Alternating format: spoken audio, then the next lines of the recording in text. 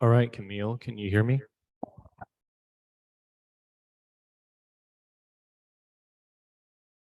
Great. Good.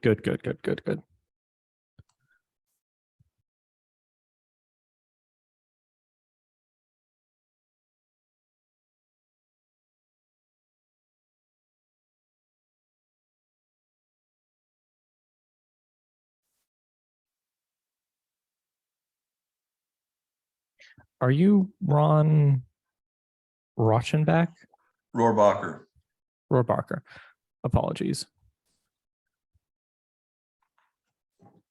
And will you be speaking today? Probably. All right. In the meantime, I would kindly ask that you mute until you speak so there's no background ambience for the meeting. Absolutely, doing it now. Thank you, sir. Mhm.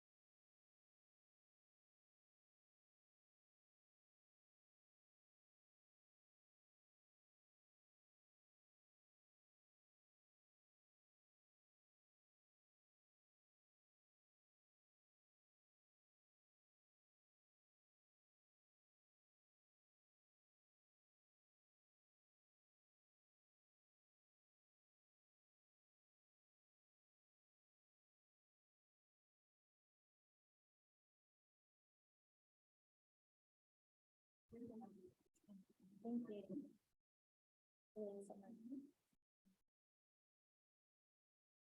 A lot of the color is beautiful. It's a little things.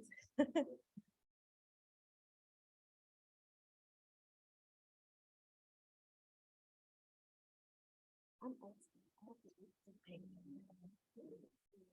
a mouse person, so I don't do the. I would try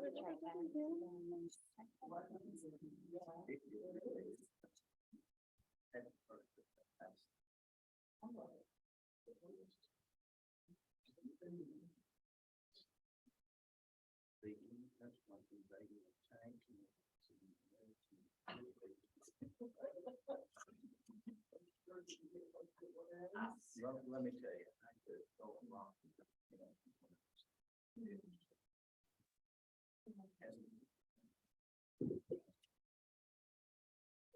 Find out.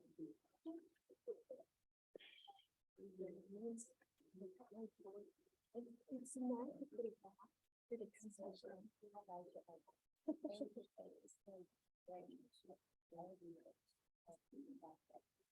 I think it's really simple.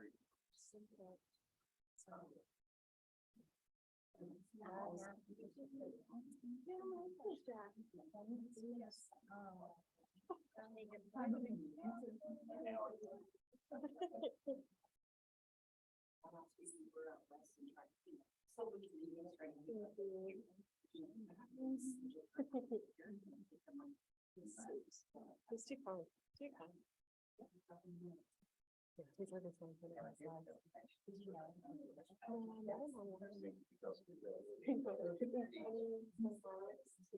an office online. Just started talking.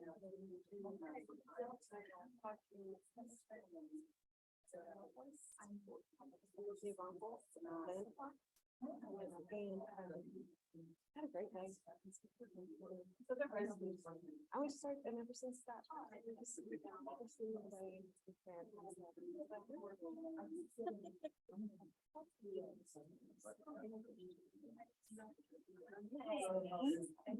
I'm glad to get to sit next to you.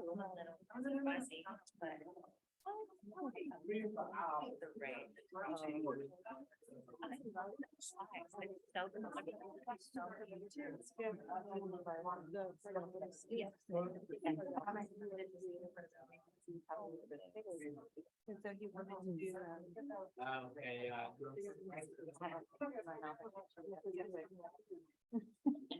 I'm sure with all your friends, they can together. And one of my partners. Which I didn't realize.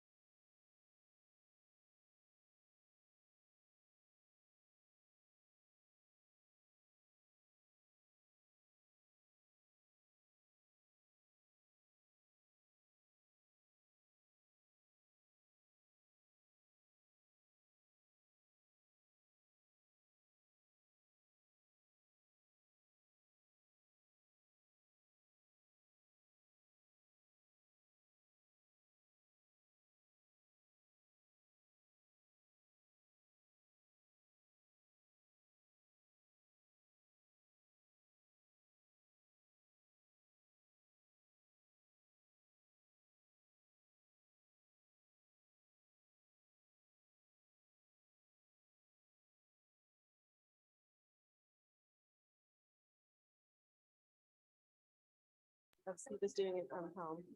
He's the one going to home. We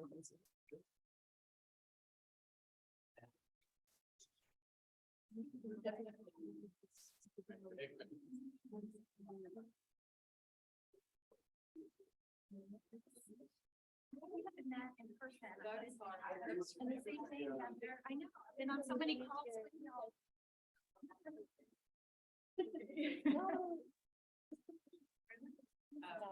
Yep. Yeah. Good. Well, you're stopping to be now.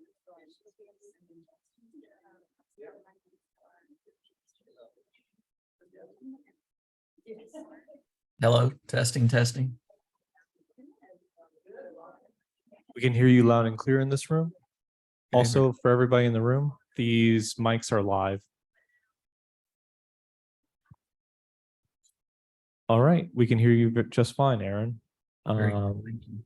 Until such time as you're needed to speak, I would kindly ask that you mute so to avoid background ambience. Okay, let me do that. And there's no video on my end, is there? Okay. No.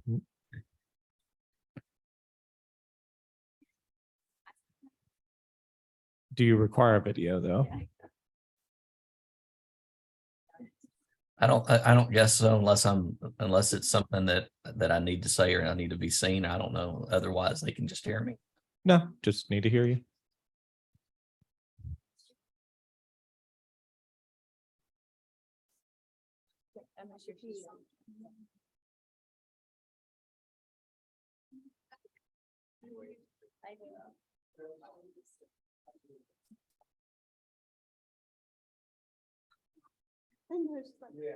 Everybody's. I love it, guys. I love it.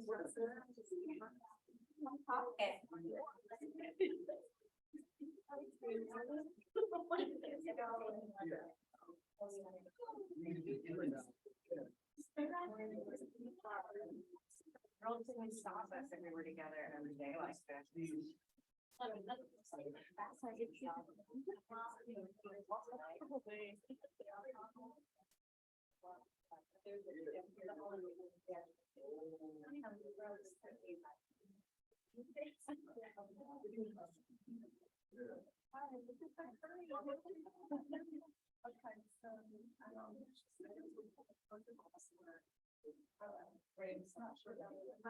Check one more time on the birthday. Well,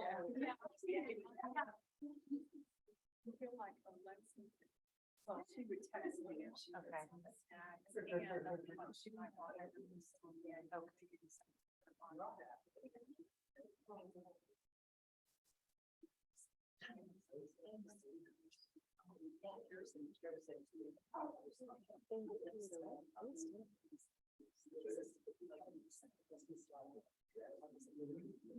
I'm gonna make one more.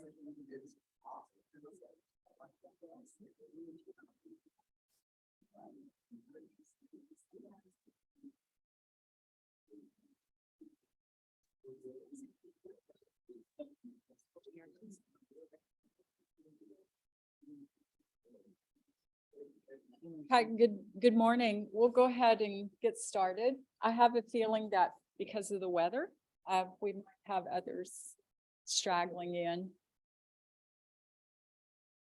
Speaking of. How's everybody?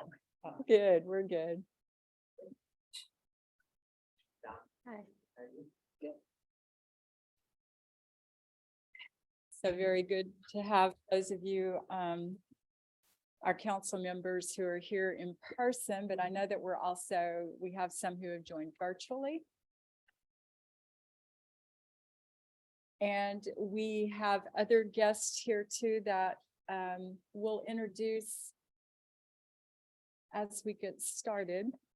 But I first want to let you know, if you look at the agenda last night, we finally had the courage to actually put names to the actual items.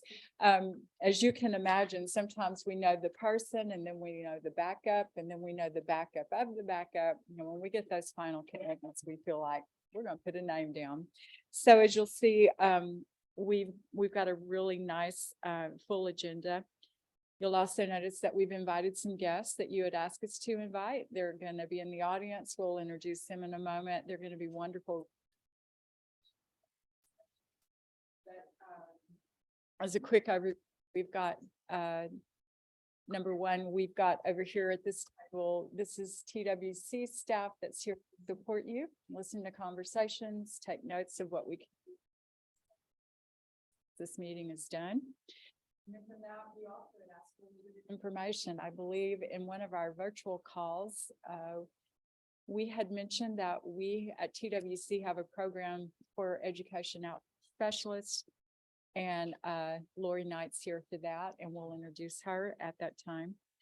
We also know that as we begin this conversation, it would be really great to center ourselves around a common vocabulary, because you're going to be amazed how far off we can all go when we begin to talk about the work that you're doing. So we thought it would be great to center around a common. Then we have a guest from CPA. As you recall, in our last in-person meeting, Commissioner Morath was here. And he gave a lot of information. In that was a very key piece that I asked staff to come back and talk to you specifically. And it's focusing on how TA actually creates the list that is published.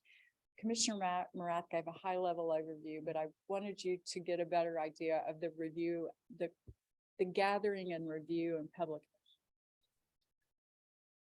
And then we're going to hand it off to you. And questions, and we're hoping that we can turn it over to you and give you the information you need, and then let you want to front load, listen to your takeaways. So with that, we did not have anyone register for public comment, and so we can go ahead and proceed. Jack, do you mind, would you let us know who's online as far as our other members, or the other members who are online? Would you let us know who's here? Yes, if members could please unmute and announce yourself. Or I could just rattle off their names. Okay. Okay, we have Aaron Alejandro, Stephen Smith. We also have Lacey Freeman, Ron Rodabach, and Wendy Eleanor, Okay. Aliana Zachman, Brandy Brandon, Branham. And that's everybody except for the last one, which I can't exactly read. Okay, sounds good. So we do know that Aaron is online. Wendy, glad to have you join us, and Ron, glad to know you're here too. So you've got 3 of your other council members online. We did hear from Dr. Terry. He was going to try to join us at an airport. They moved the flight right on top of this meeting, so he said best wishes. He'll be eager to hear about the meeting, but he won't be able to join. So with that, I'm going to go ahead and introduce Lori Knight. She's here at TWC. She works with our education outreach specialist, and wanted to give you an idea of how we introduce high school and younger students to the career opportunities that they can be thinking about. So Lori. Thank you, Carrie, and good morning, everyone. So you have sitting in front of you 2 documents. One is essentially a printout of all the slides we're going to look at, so you can either look on the screen or look in front of you. You also have sitting in front of you just a 1-page trifold brochure to give you some information about our education outreach specialists and contact information. So I manage the education outreach department, of which houses several different programs. And so the first program we're going to talk about is JETS, our Jobs and Education for Texans grant. And this grant essentially helps CTE programs in our secondary and post-secondary spaces to purchase equipment, or the installation of equipment. for new and emerging or growing and expanding CTE programs. So there are some stipulations. The programs must lead to certifications and licenses. It must be connected to stock codes or occupations that are in high demand in the regions. And it is a competitive grant. So ISDs, colleges, the Wyndham School District, and open enrollment charter schools can apply for the funding, and we do it every year. So the program is growing, which is something that we're very excited about. The QR code that you see on the screen or on your page or the URL here will take you to an active dashboard. It is updated consistently to give information about previous JET grants that have happened and where they've gone and how much was spent and how many students were actually impacting and the economic impact that we have in those communities where the equipment is purchased. So please feel free to browse at your leisure. But this is a photo of our chairman at an event. We do check signing events for our awardees to recognize the fact that they were given an award because it is such a competitive grant. And this is probably the favorite part of our job with the JET grant because we get to interact with the students and we get to see the equipment that they're using. This was, I believe, at Ingram ISD last year. And again, the most exciting part of our job. In addition to the JET grant, we also help to work with the Texas Science and Engineering Fair. So this is a state level competition. The students who get to participate in the state fair are winners of regional. There's 20 different regional events that happen around the state. Those winners get invited to the Texas Science Fair. It happens at Texas A&M and usually anywhere between 1,000 to 1,200 competitors each year. The event is happening this weekend. So we're driving out tonight for the event, and students get to compete in 20 different categories, 20 to 21 different categories. We help as the agency, we're the largest sponsor of the event, but we also help to recruit the judges, the professional judges who will go in and actually discuss the projects with students and get to pick the winners. And then finally, we have, this is just some photos of what it looks like at the Hall of Champions when these students are doing the competition.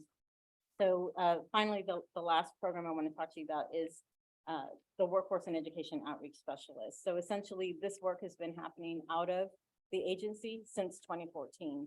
The focus has been primarily secondary students, so middle and high school students. We wanted to get workforce experts into the school to talk to them about career development, but also exploration and go through assessments, and also provide professional development for teachers and counselors. So our audiences vary. So it could be from the student all the way to administrators, whether it's district level, ESC level, state level. And we're talking to anybody within essentially the education space. We're also working as intermediaries to bring industry and education together where we can, however that means. So whether we're giving presentations, we're facilitating workshops for students, or we're helping to bring together and maybe moderate a conversation between industry and education, that's kind of what we do. We wear a lot of hats, essentially. But I think primarily we try to connect the dots. When it comes to the conversations that we're having with our audiences, those topics can vary greatly. And so kind of in a nutshell, this is what we're talking about with students. So it's not just about taking the assessment to help them figure out a good fit. Sometimes we're also helping them overcome significant barriers to employment. We're helping them to understand, how do I write a resume? How do I prepare for an interview? What is professional language? What does that look like? And so it could be a workshop, it could be mock interviews, it could be, we're given a professional development session on those topics to help teachers replicate what we do when we can't actually be there for the students. So I think, broad strokes in general, what we're doing from, a high glance is we're helping students to find the right fit with the right supports, because a lot of our staff, when the education outreach specialists join the teams and we onboard them, we're teaching them about all the wraparound services that can help support career pathway development. And so sometimes we have to be the subject matter expert on everything that's available, whether it's through TWC or our partners. And we just help them to we refer them to where they need to go to actually gain access to those resources to support them. Currently, we have 19 regional staff, regional teams, in addition to our state level teams. So there's 20 of us altogether. The map or this list will show you exactly where we're located. But even though we are spread across the state, we do have a one team mentality. We collaborate quite often. We meet once a month for what we call booster training sessions, where we talk about specific topics that are relevant to the work. But then we're also sharing constantly best practices, resources that work, because what's happening and doing really well in West Central Texas, for example, we can potentially replicate elsewhere. So we are sharing all of the resources as much as we can. I do want to talk about our data. We've started with the first pilot in 2019, so these teams have been going strong, 3.5, 4 years. But I'm going to look at just the data for the last year. Now, we do have the 19 teams, but 5 of those teams joined us in the last quarter of 2022. And it takes a couple of months to get them set up and to put MOUs and letters of agreement in place. And so they didn't get to contribute to this data. And this is essentially 14 teams. But in that 1 year, we were able to facilitate almost 7,000 sessions. That's individual sessions that these teams facilitated. And 1,500 of additional sessions that were specific to presentations with partners. So this could be industry folks, employers, Chamber of Commerce, economic development, or other education entities. So it could also be bridging the gap between secondary and post-secondary. We provided over 5,000 workshops specifically to students about career readiness. And we also had individual one-on-one meetings. This could be with a parent, a teacher, or a student. Over 10,000 of those took place last year. We also have sessions that are specific to training of our tools. It could be our tool, it could be a tool from a partner, but if we know that it's a tool that is accessible to anyone, so everybody has a fair, equitable access to it, we will share it with students, and then we help them to navigate those tools. We do the same with our teachers and counselors. And then we also provided what we call SME, or subject matter workshops, where our specialists brought in experts in different fields to have conversations with students as well. So we help to facilitate over 1,000 of those. When it comes to the headcount of numbers of the students that we're actually working with, we track a couple different things. And the first is helping students understand all of the post-secondary pathways available to them beyond high school. So sometimes the traditional baccalaureate degree isn't the right fit for everybody. So we help them understand what the options are, with the understanding that lifelong learning is necessary to be vital in the workforce of the future. So post-secondary, something needs to happen. We just help them figure out what that fit is. So we discussed this conversation with over 85,000 students last year. We also brought work-based learning experiences where we could to over 81,000, almost 82,000 students.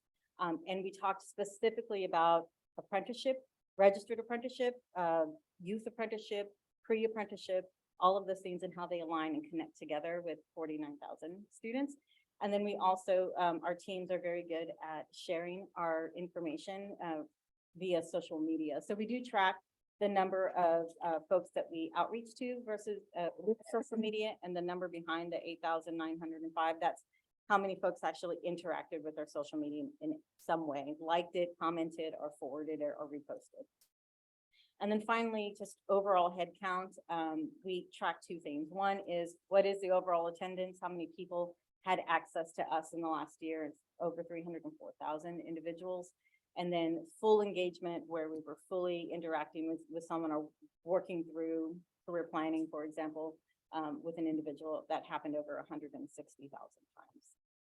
So I did want to show, there's a couple of photos that are included in here, because I think a lot of people assume that when workforce specialists or experts are coming into a classroom, they're assuming we're a talking head at the front of the room, standing by a podium, and kind of keeping things boring, right? We do talk about labor market data quite a bit, but we do try to spice it up where we can. So I did want you to see some of the photos of us in action working with students. We are very interactive.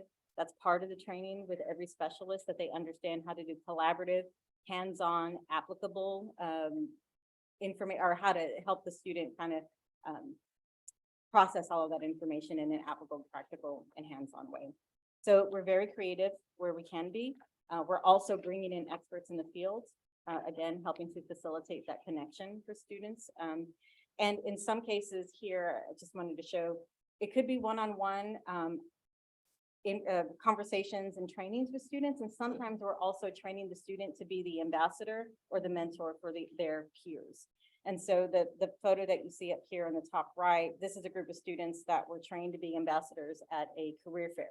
Because inevitably what we noticed is that we went to a lot of career fairs where students were just kind of clutched into their groups and walking through and going to whichever table had the best swag. And then they would just grab whatever they could, have a quick conversation and leave.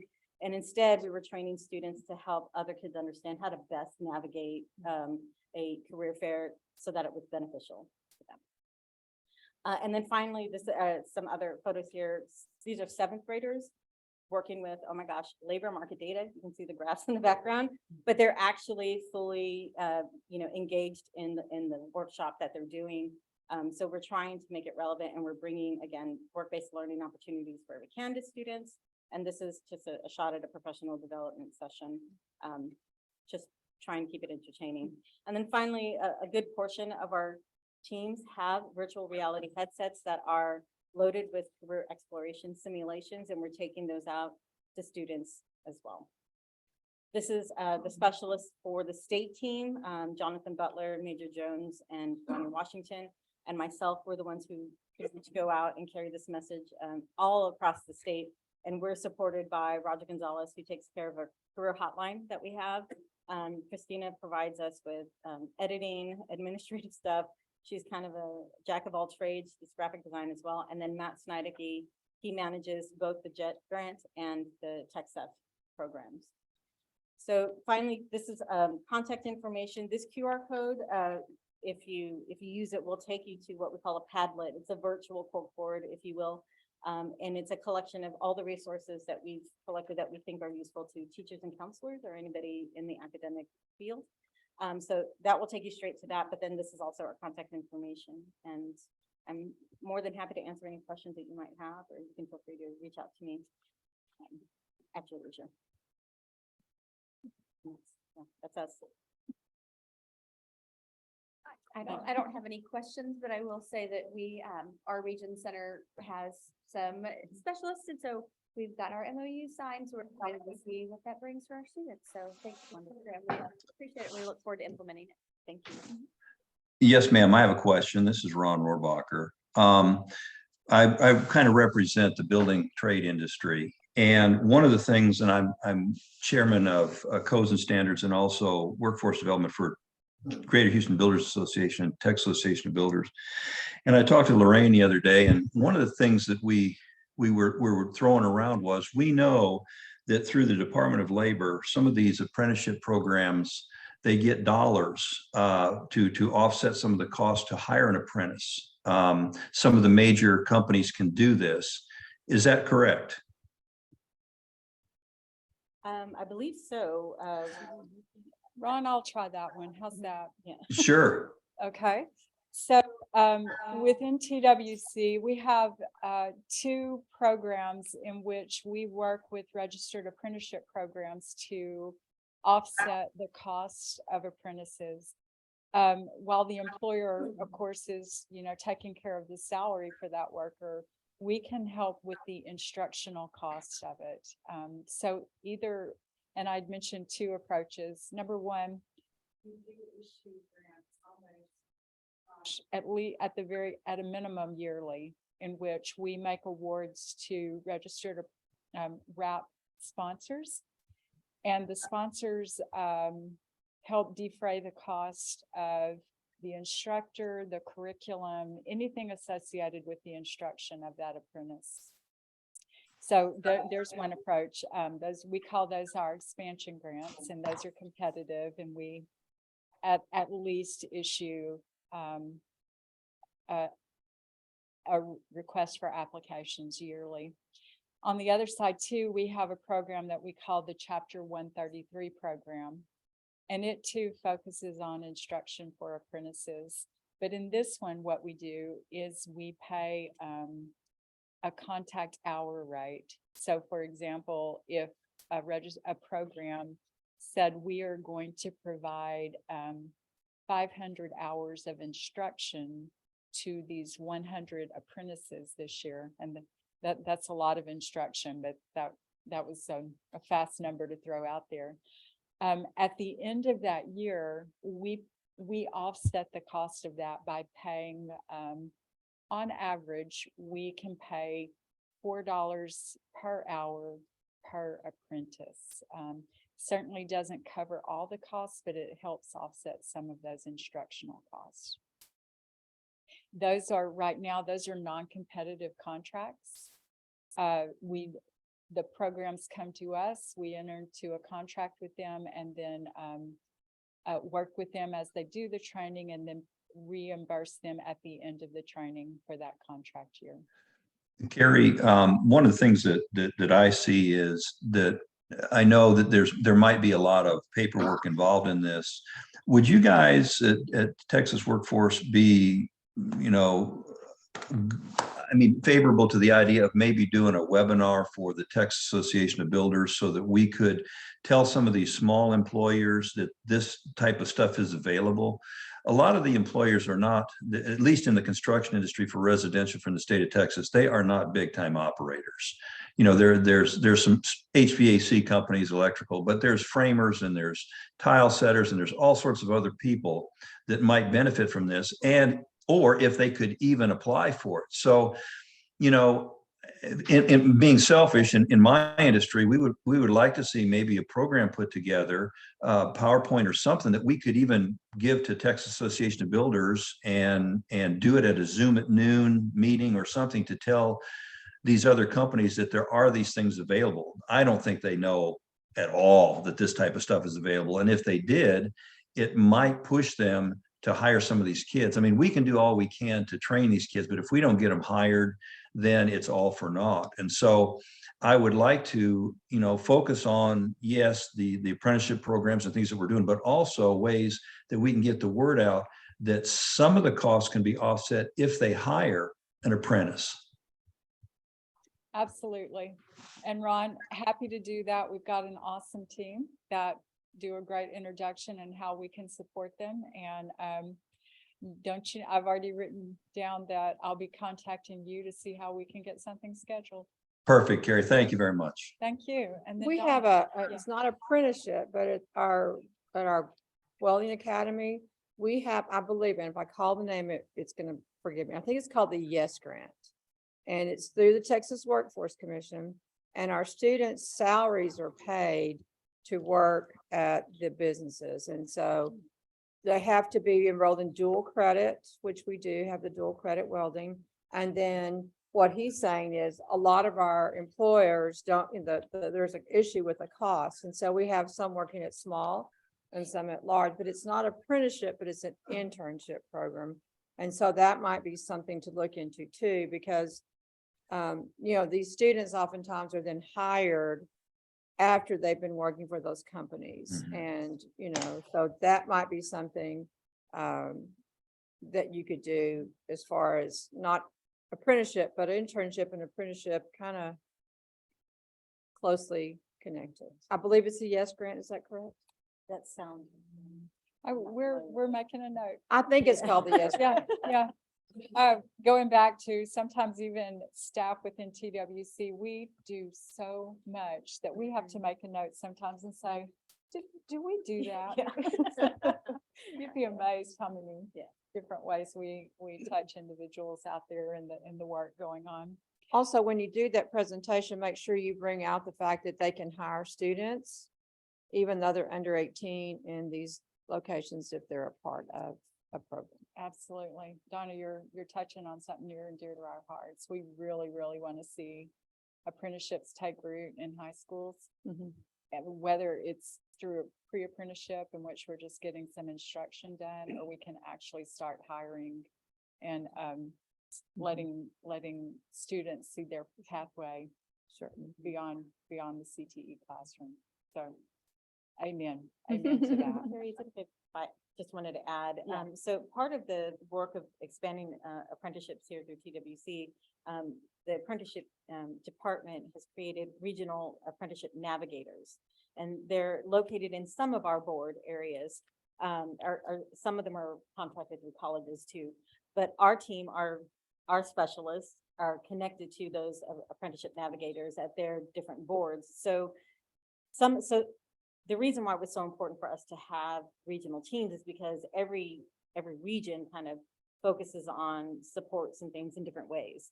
And so we just want to make sure that they're connected with the apprenticeship navigators, their colleagues in the workforce space, so they understand what programs are available in each individual region. So when they go out and they're talking to students, they're helping the students to drum up the interest for the programs that are available right in their communities.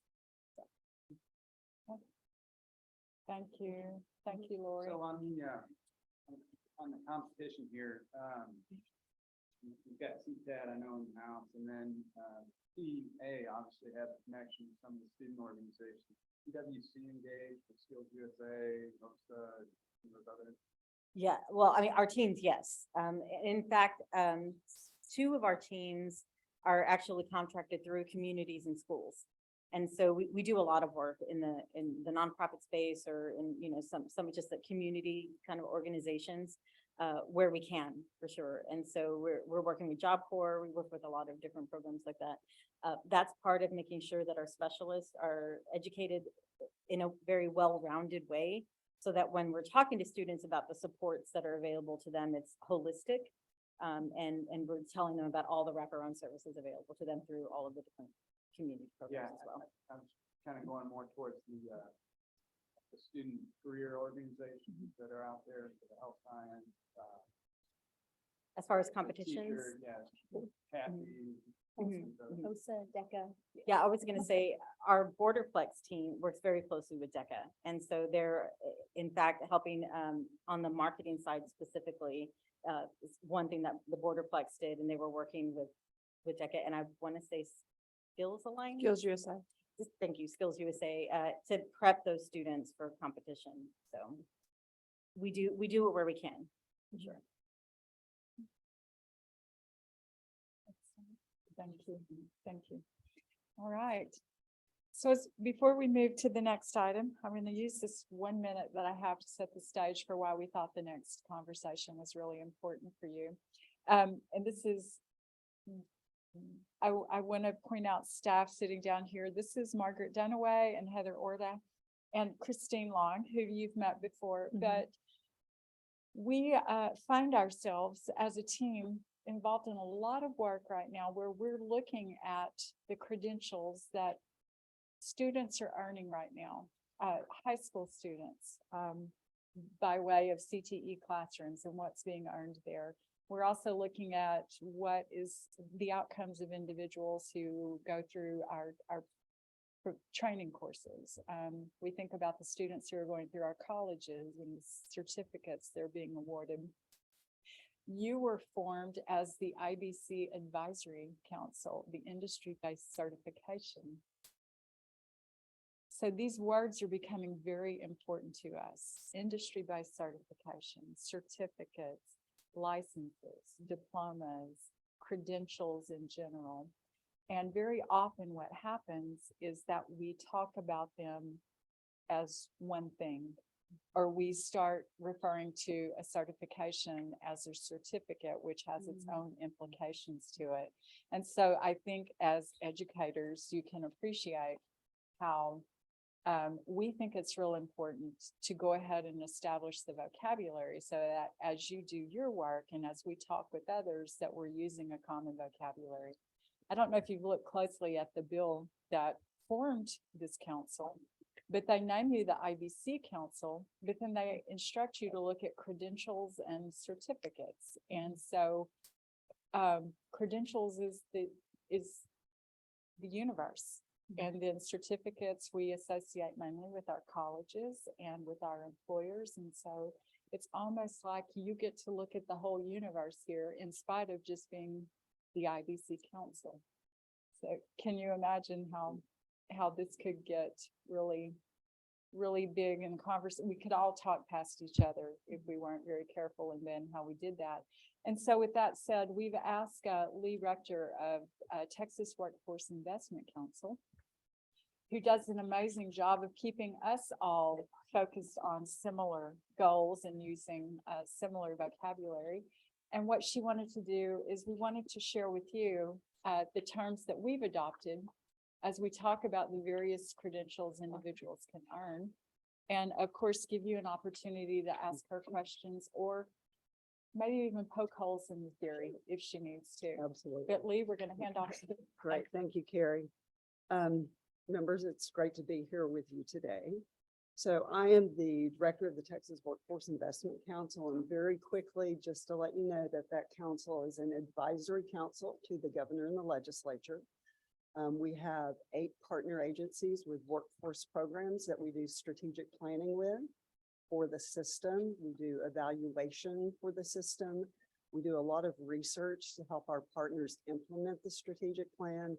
And then we have a number of things in federal law also, because we serve as a state workforce board under the Workforce Innovation and Opportunity Act. And I know there's a clicker here so I can advance slides. Let's see if mine's teed up. Agenda item 4, the nomenclature.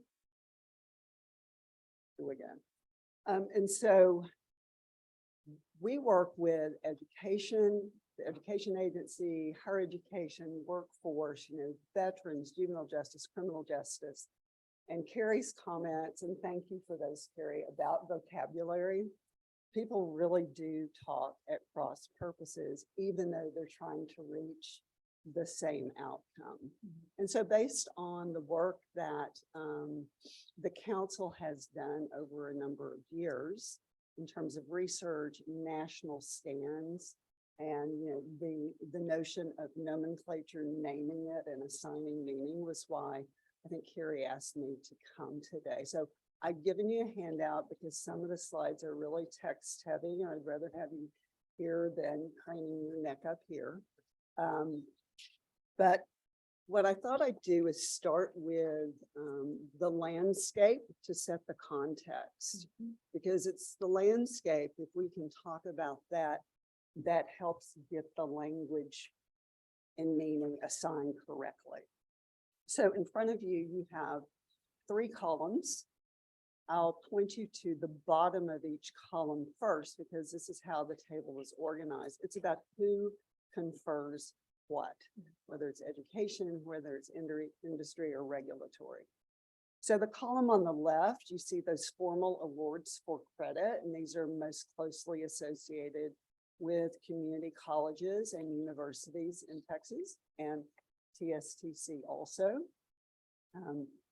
Certificate levels 1 and 2 just routinely get called certificates. They're quite different. And a number of other things are called certificates that we'll talk about. There are also certificates of completion, which does not, confer a specific, level, but it's you just get completion. So, for example, in high schools, in particular, students may go through a particular training that's more skills occupational based, and they may get a certificate of completion. We also have awards for non-credit, which are typically just certificates of completion.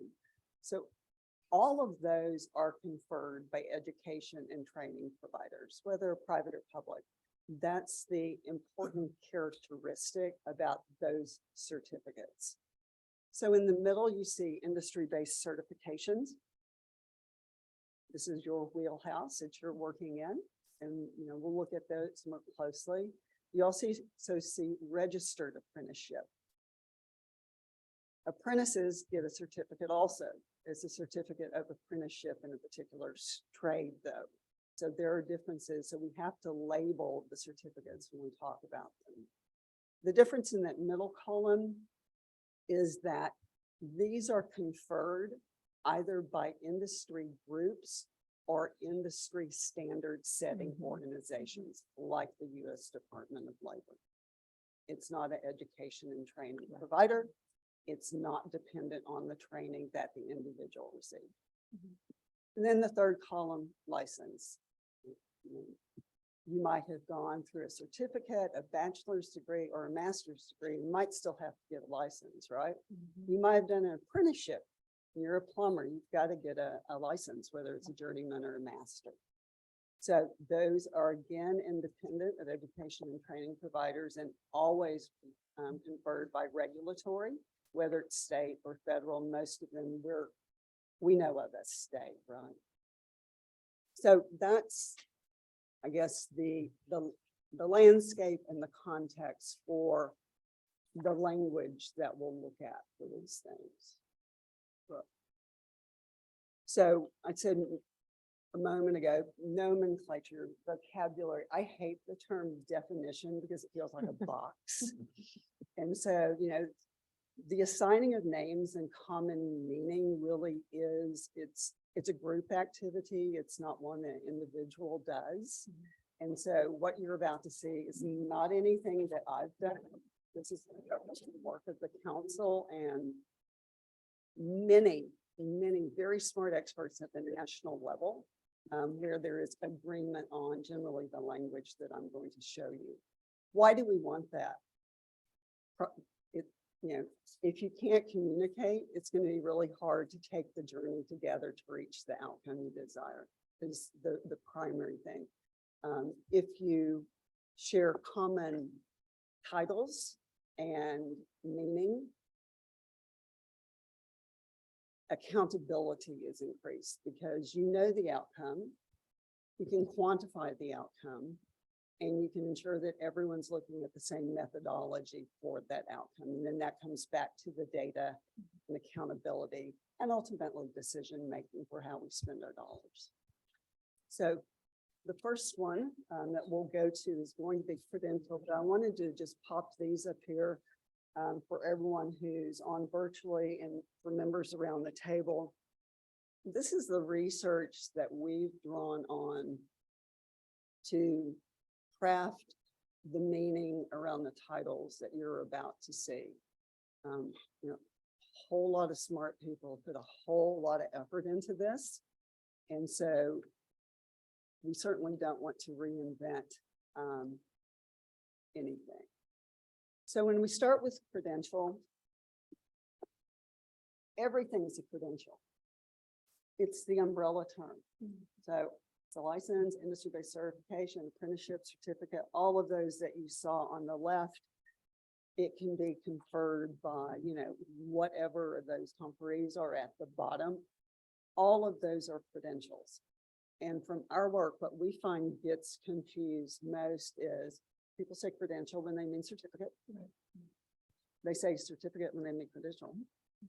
They say certificate when they mean certification, and the reverse also. So those are kind of the four major intersections that we hear that cause some confusion.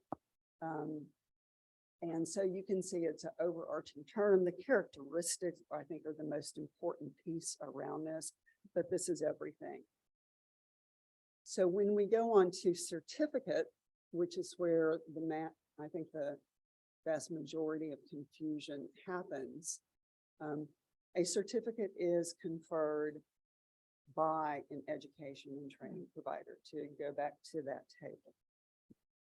The characteristics about certificates, if you TSTC excluded, but if, because you guys, I know how you do your campus and similar curriculum, but for community colleges, if you get a certificate at Dallas College in, I'm just picking one, horticulture, and you get one at Houston Community College in horticulture, those certificates may mean quite different things because the curriculum is not the same, the assessment is not the same. So that's what I mean by non-uniform.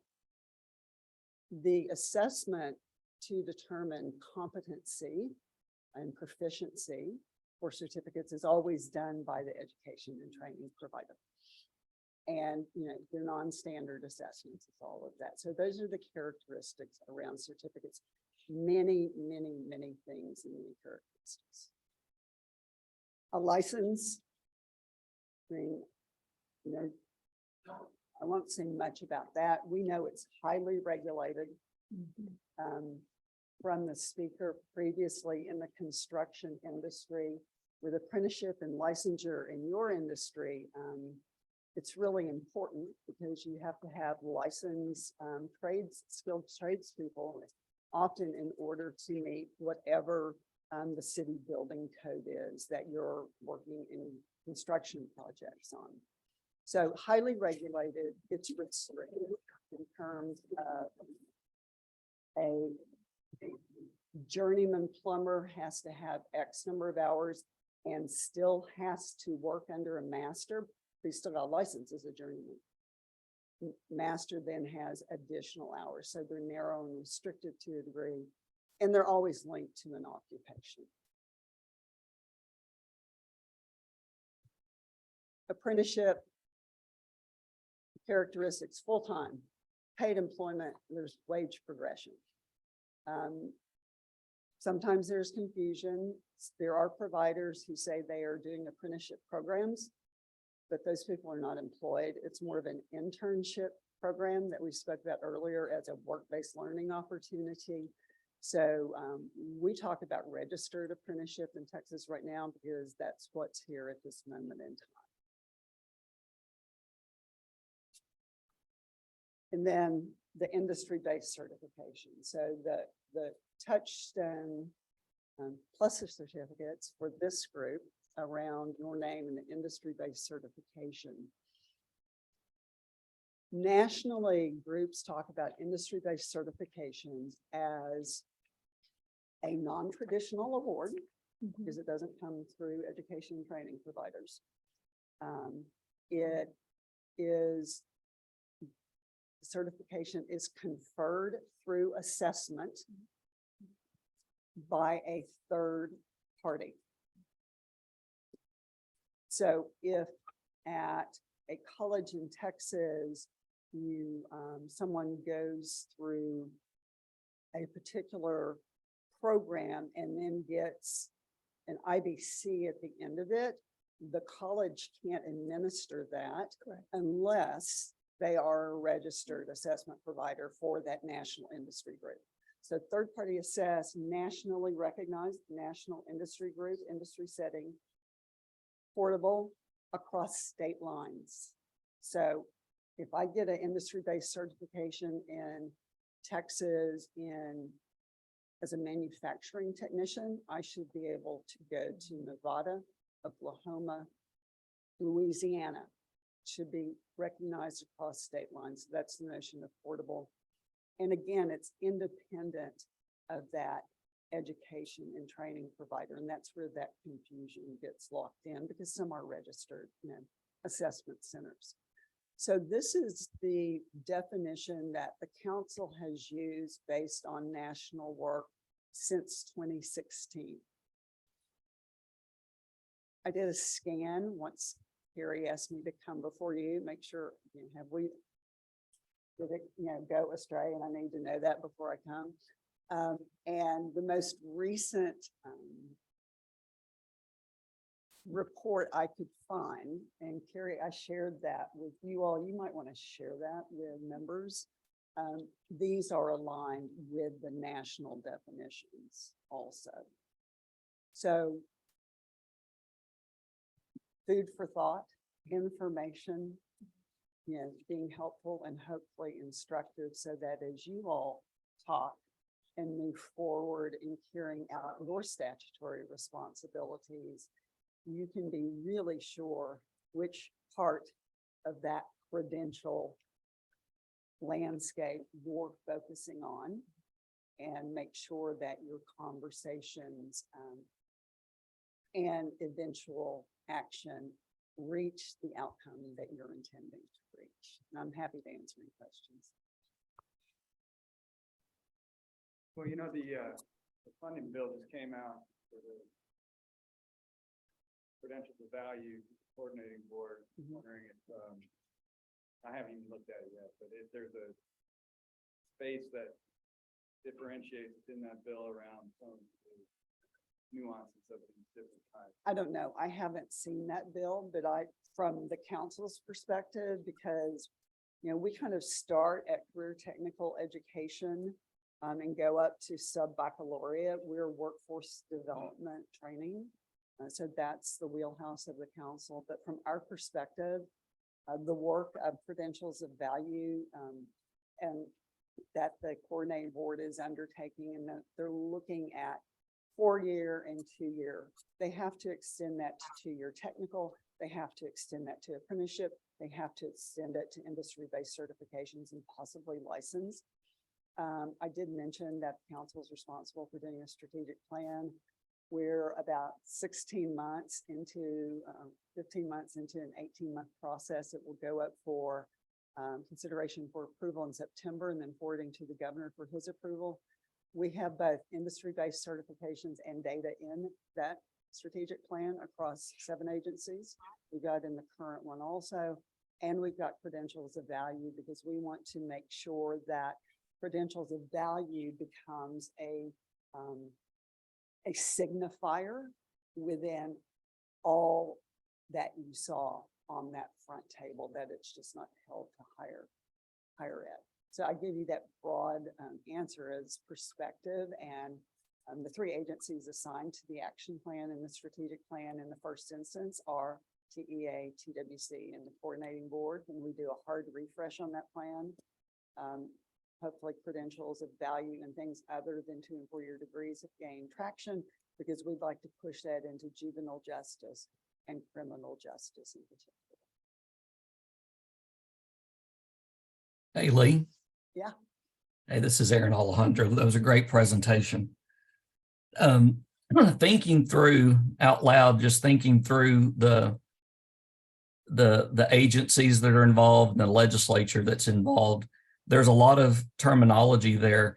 Is there a plan, or has it been assimilated so that the workforce, the TEA, higher ed coordinating board, the legislative offices, everybody that's touching these elements, are they all on the same page of this terminology? I do know that there was some legislation, or there's some discussion maybe in the last session that still use the word vocational. And I thought, well, that's a little bit of an outdated term to where we are today. So I was just curious if there was any onboarding of this terminology that takes place just to ensure that we are all on the same page. Thank you for your question. It's a great question. The short answer is no, unfortunately.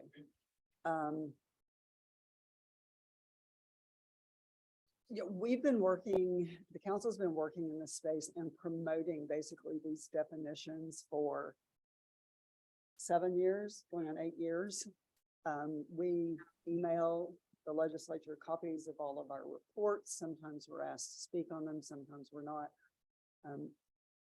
I would be really open to ideas, suggestions from this group, Carrie, or further discussion about how we can carry the message further, because I think that is important. The bills that I have read, and it's the workforce session. I mean, we're tracking about 150 bills. Certainly the confusion that we just talked about is evident in those bills. And maybe it's also about getting in front of, legislative council. So when they're drafting, they've got kind of a cheat sheet to help them with some of the terminology.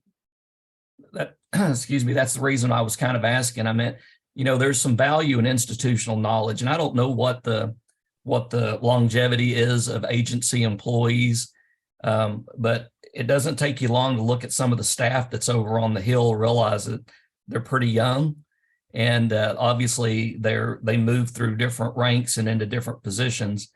But I think having this kind of benchmark of information, of terminology, I think is important, and I think it would be helpful. So I would just applaud your efforts to continue that path of ensuring that we are all on the same page. And again, thank you for sharing it. Thank you. And I'm thinking out of the box very quickly here. I think we've mostly got tri-agency consensus on this. Certainly, this is something that could go before the council in its strategic plan, because we have terminology and definitions in there as a public-facing document to formalize some of these, because that will be approved by the governor. So that's something, let me think about what that might look like, but I take your suggestion, and I will certainly give it due consideration and discussion by the council as we move forward. So thank you.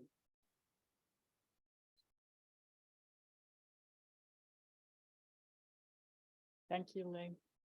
So before we move on to our next, I just wanted to let y'all know, I hinted at this world and this conversation about credentials is getting very big, very big. We're watching legislation that is instructing us to continue to take an inventory of all of the credentials being awarded across Texas. I wanted to point out Margaret and Heather and Christine, because one of the jobs we're doing right now is we're trying to take that inventory. We are working with Credential Engine to begin to quantify the many credentials being awarded out there. We're working with TEA and coordinating board on that. And it's grains of sand, just millions and millions of grains of sand. So we saw legislation in the previous session that said begin this inventory. Where we'll go from here is once we get our arms around all the many credentials being awarded, we'll start assigning value to them. So now we know we have 1 million credentials being awarded in Texas. Which ones are the most valuable to our employers?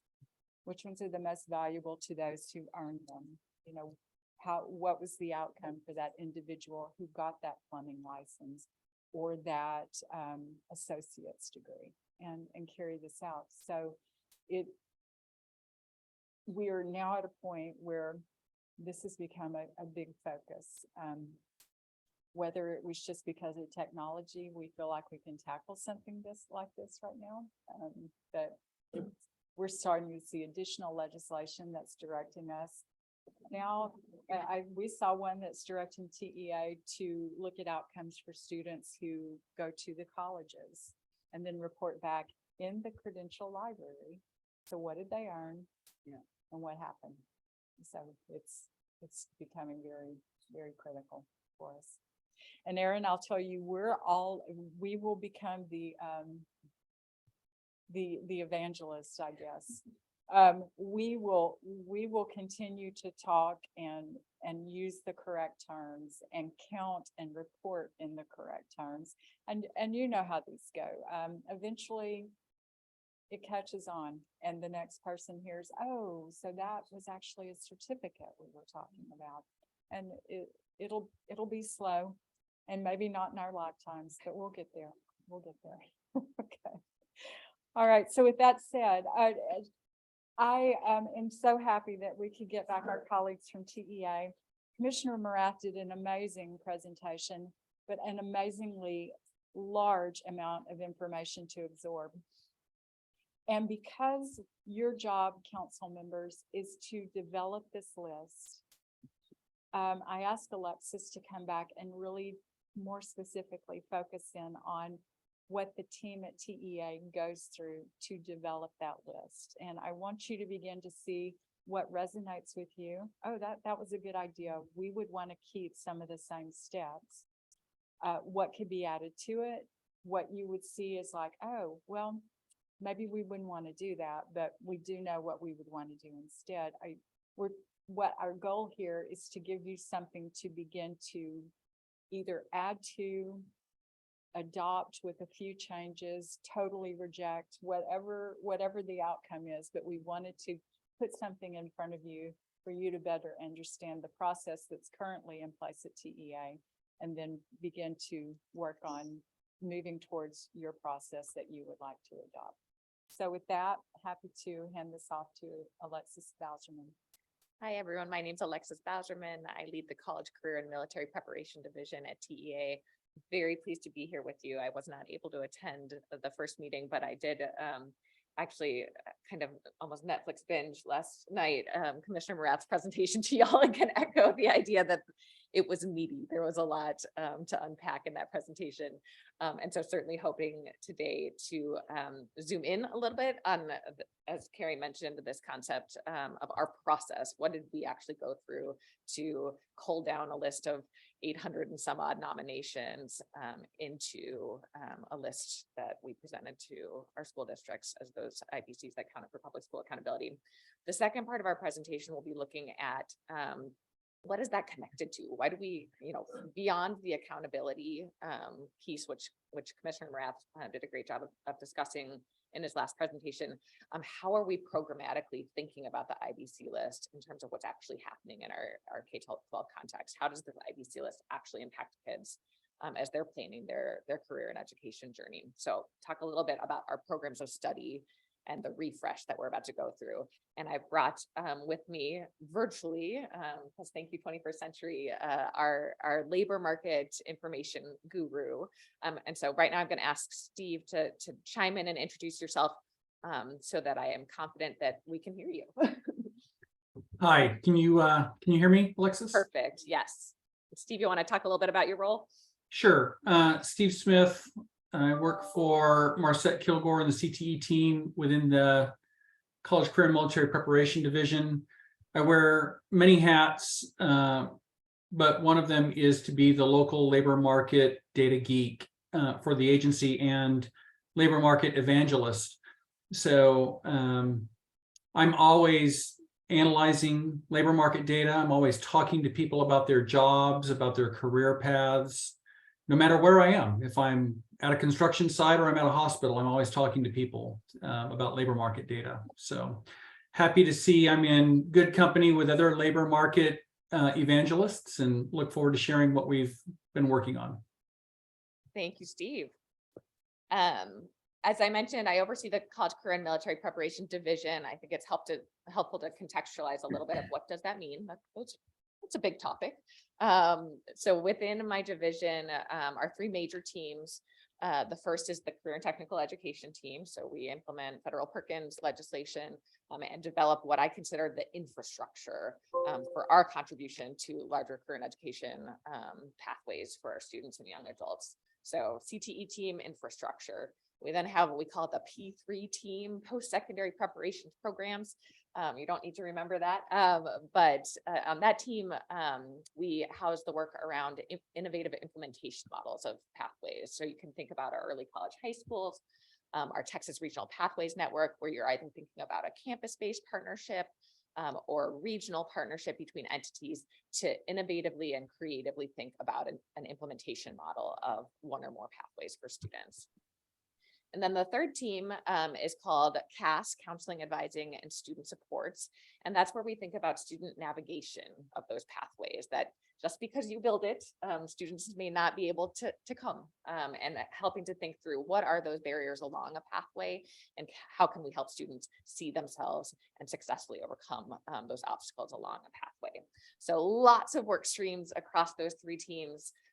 But the overarching sort of umbrella for all of it is our collaboration through the tri-agency. So you'll see in this meeting, Carrie and Lori and Lee and I share a lot of looks. We spend a lot of time together, an extraordinary amount of time together to make sure that those dots are connected across the programs that we're implementing, and ensuring that there's coherence and really thinking in this true long-term pathway. A pathway is not a high school thing. It is a journey for our students to become young adults and develop a lifelong career.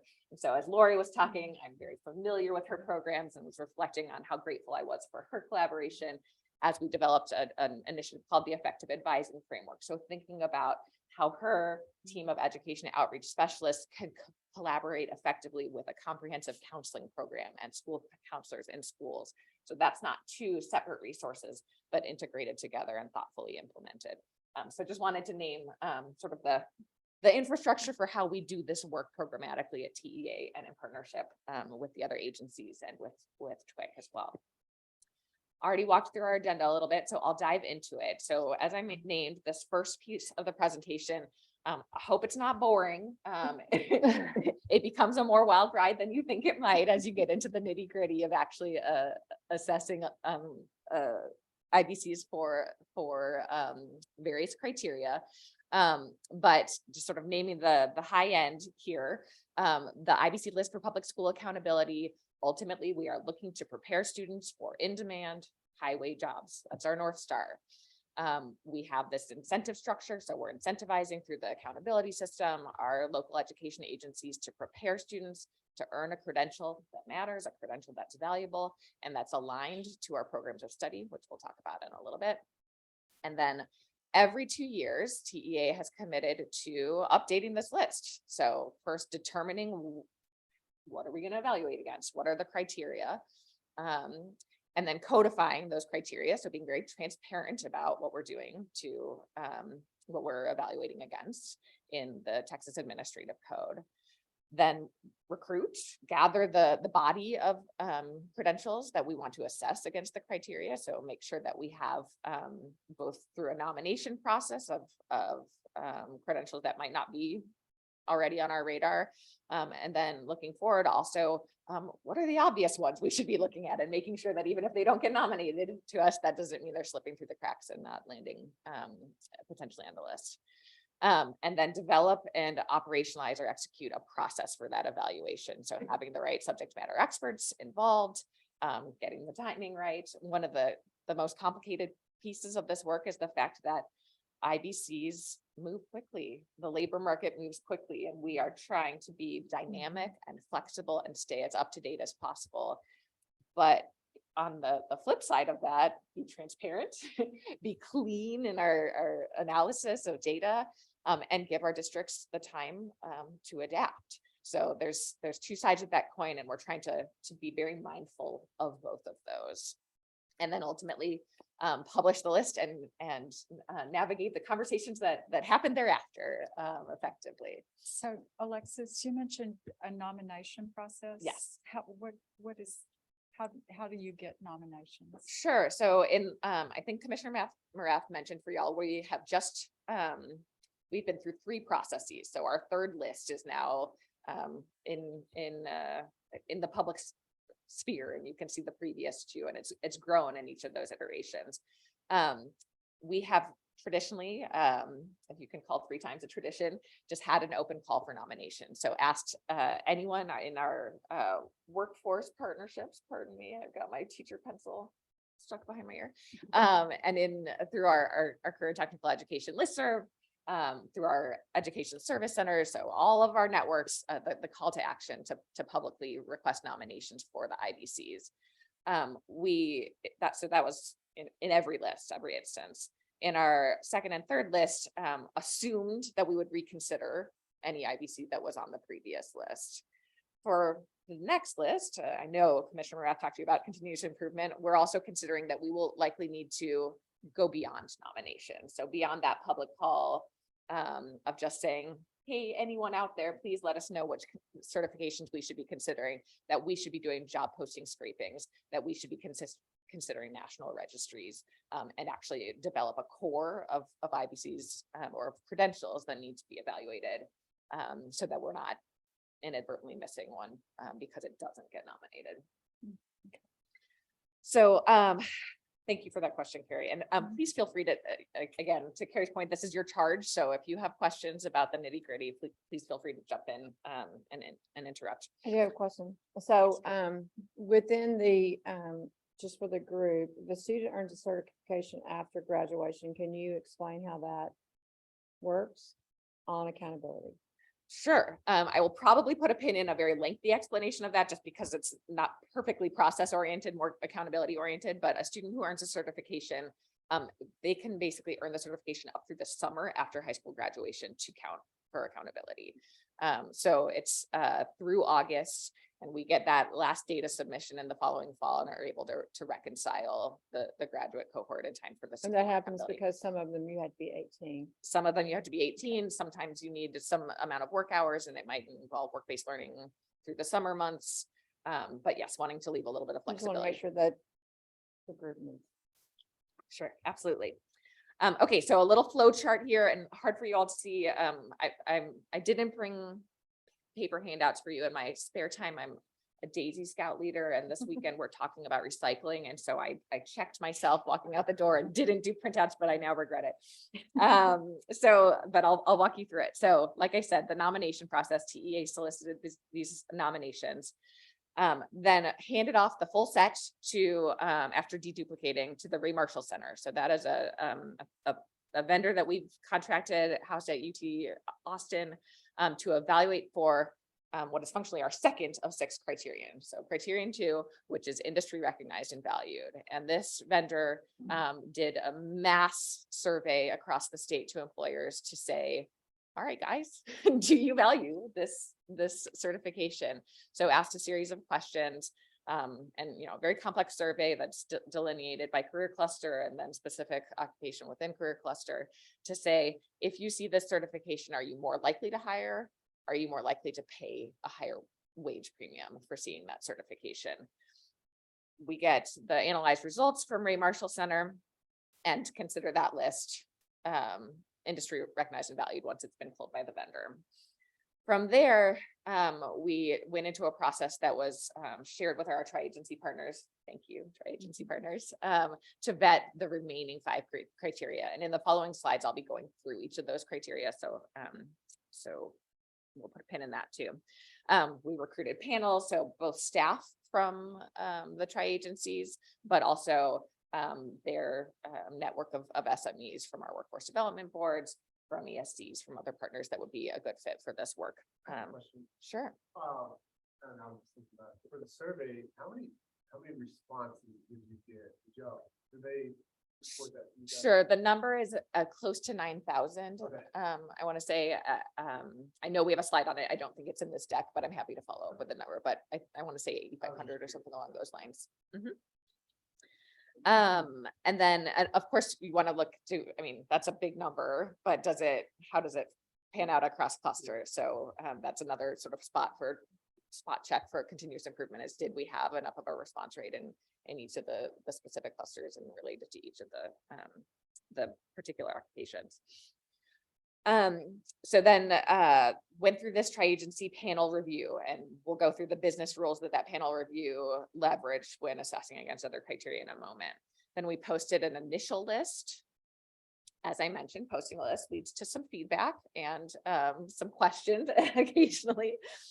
So engaged, really embraced those questions and that feedback, and leveraged in an opportunity to have a reevaluation. So we, in the initial evaluation, staff and panels did the legwork of trying to find the evidence of meeting criteria.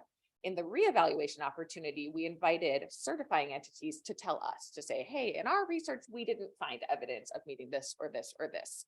Let us know where we missed the mark. And so the certifying entity had the opportunity to provide that information to us in form of screenshots or other materials.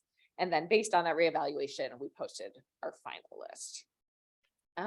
So let's look at that first criterion. So you'll remember criterion 2 has already been evaluated, a little out of sequence here, but it culls the list down significantly. Once you get to industry recognized and valued, you're working with a smaller set for these more labor intensive in terms of human capital criterion based reviews.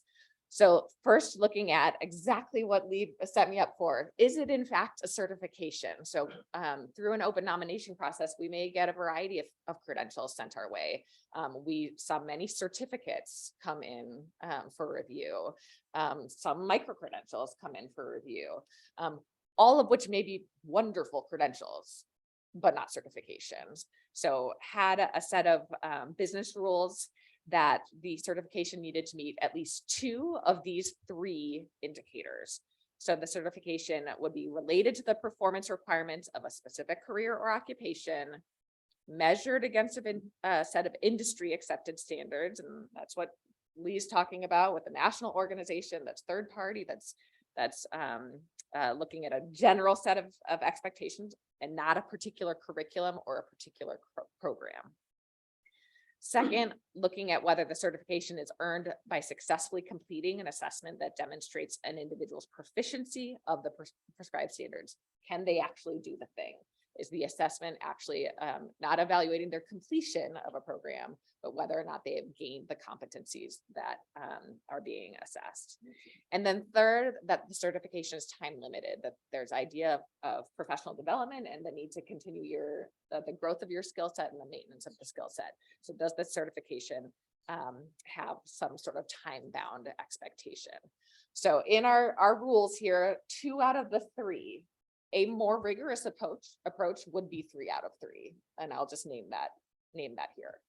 You can see on the right-hand side, I won't go through all of these, but the kind of documentation that we were either looking for as a team or inviting the certifying entities to submit to us. Industry recognized and valued, we already talked through that a little bit, but as I mentioned, that survey specifically looking at the inclusion of the certification on job postings, the use of the certification as a factor in selecting candidates for an interview or for hiring, and then the offer of higher pay to an individual who possesses that certification. So that was the criterion on which we were looking for industry recognized and valued. You'll note that in our rules here, we have an opportunity to have a referral from TWC.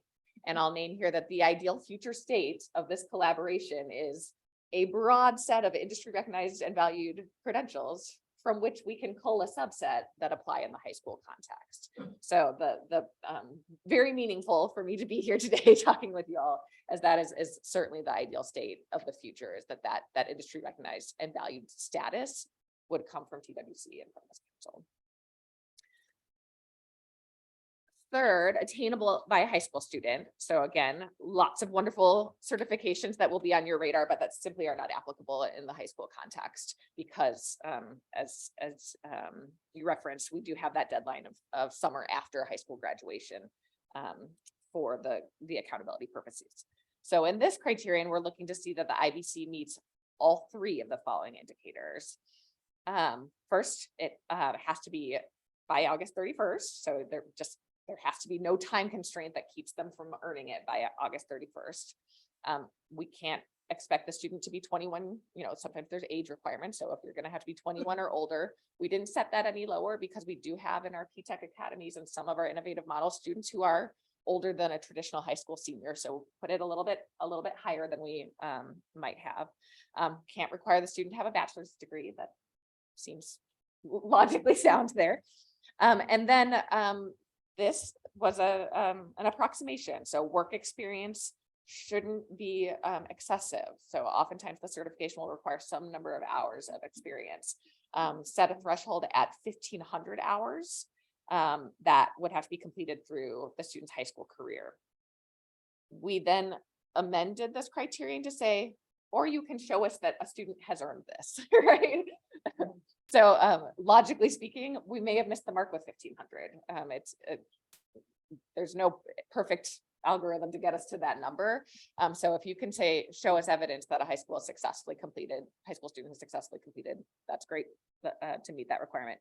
And then the third one just being that no coursework is required after graduation. I have a question there. For example, on phlebotomy, they have to sometimes do their internships through the community college. So that means that's coursework, or how does that work? An internship. If they take a course that is their dual credit class. a dual credit, they have to do their ride-alongs or whatever it is. Those are courses through the community college Got that it. they're enrolled in when they're doing that. And that's how they get done by August 31st. So is that considered coursework?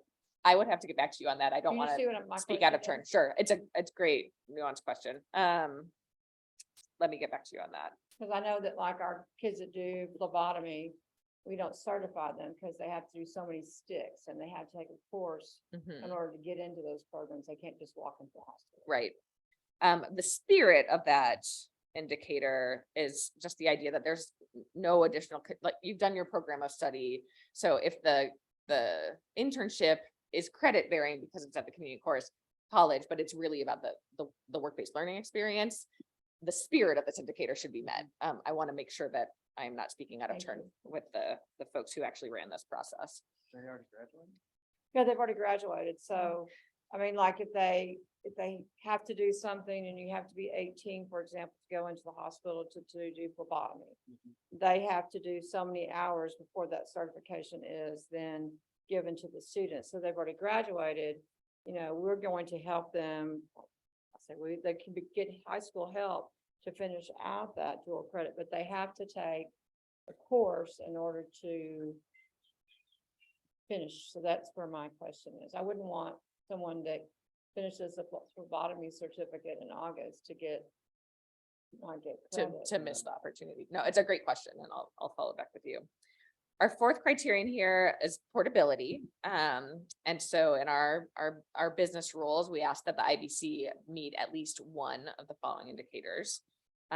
Looking at the idea that it supports employment in more than one region across the state, that it might be a part of a prescribed coherent sequence of credentials. So basically looking at scaffolded or stacked credentials and whether or not this one leads to a series that might show progressive skill development.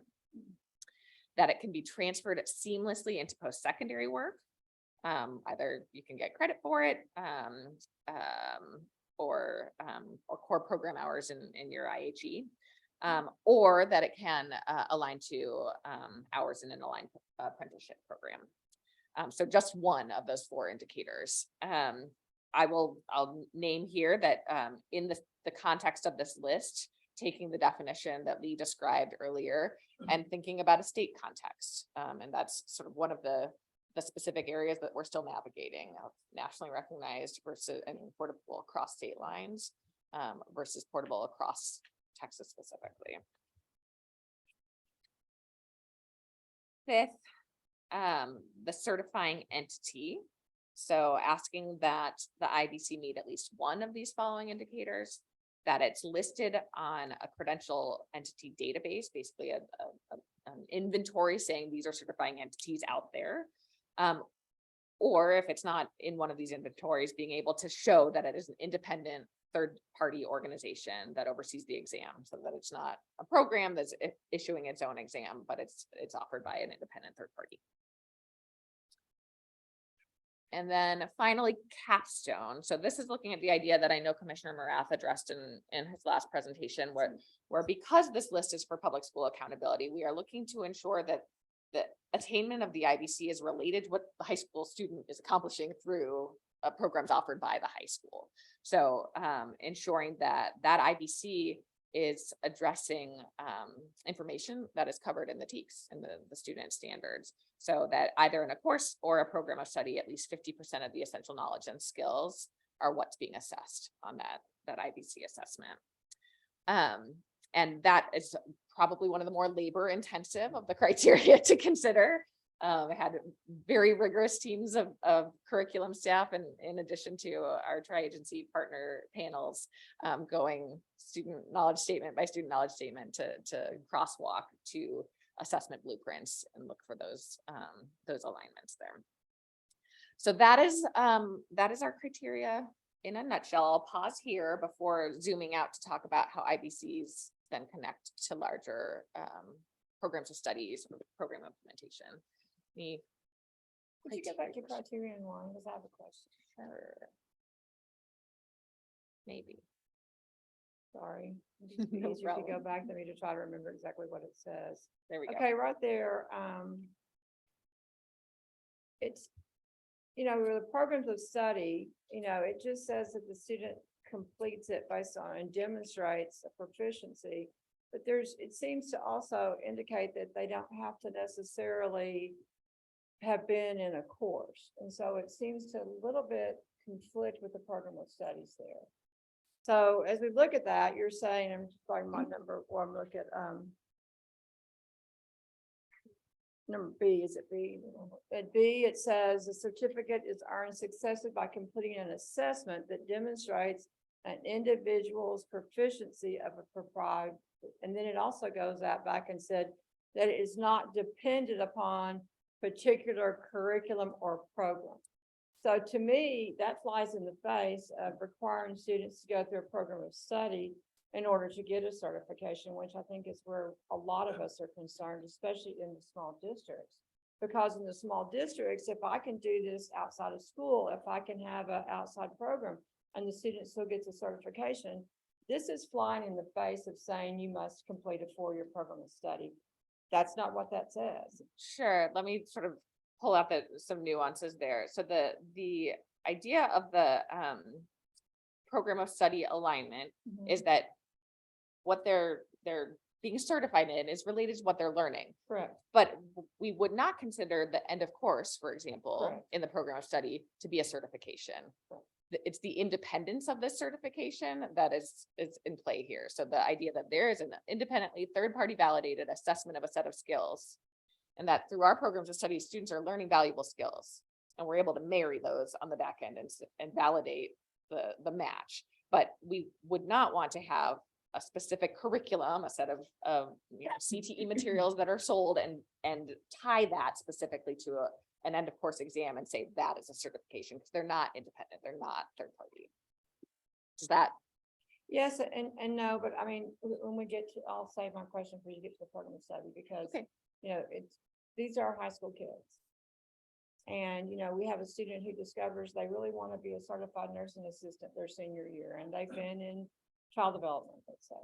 I can get them certified in 1 year. And I can put them in a high wage, high demand occupation within a year, but they didn't go through the program of study, and therefore on accountability, that doesn't count.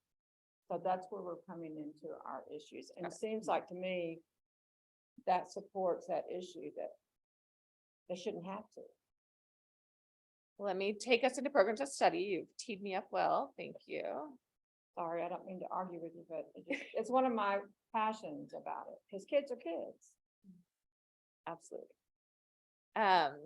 You may have seen this visual with Commissioner Marath, but just a nice reiteration that the way we think about programs of study is a partnership, that a student experience in high school in the 21st century cannot be successfully engaged purely through the education provider, that there's partnership with education or with business and industry to ensure that we are actually preparing students with the relevant work experience and the academic skills and credentials of value to create the skilled talent pool that Texas needs. So the program of study for those who've been less in the K-12 weeds is a series of progressively advanced TEKS-based courses that lead to a specific career. So complementary career and technical education that works hand in hand with the core academic curriculum to zero in on specific career preparation. We have, through Perkins 5 legislation, an emphasis on progressing to a far degree of completion through a program of study, that getting to the specific and technical skills is of value to the student. And so we have these two definitions that we track at the state level and track at the federal level of concentrators. So that's a student who completes and passes a minimum of 2 CTE courses within that program of study for at least 2 credits. And then the completer, which is the student completing and passing 3 CTE courses for at least 4 credits in the same program of study. And that has to include one of the most rigorous courses, one of the level 3 or level 4 courses. We have, as I know you heard about it from Commissioner Marath and is coming up for discussion now, in the future accountability system, linked the completion of program of study and the attainment of IBC, and looking at phasing in the idea that a student by, you probably know the year better than I do because I'm not staring at it, but 2026 graduates, students will be attaining completer status and earning the aligned IBC in order to qualify for the CCMAR credit, where in a previous iteration, the IBC alone would have qualified the student.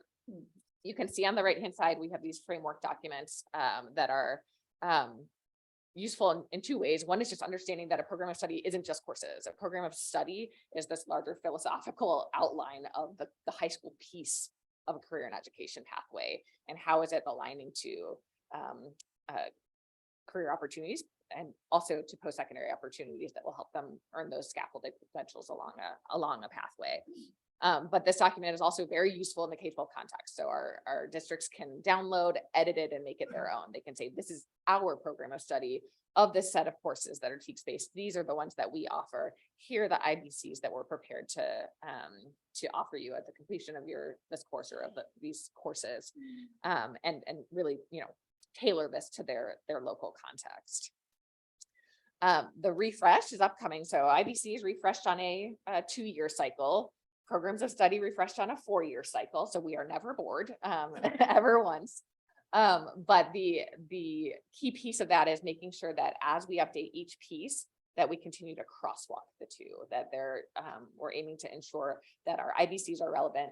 And if we have got in industry recognized and valued IBCs that are not reflected or aligned to programs of study, that probably is an indication that we have a gap in our programs of study and we need to be adding additional course opportunities because those IBCs are being called for in the workforce.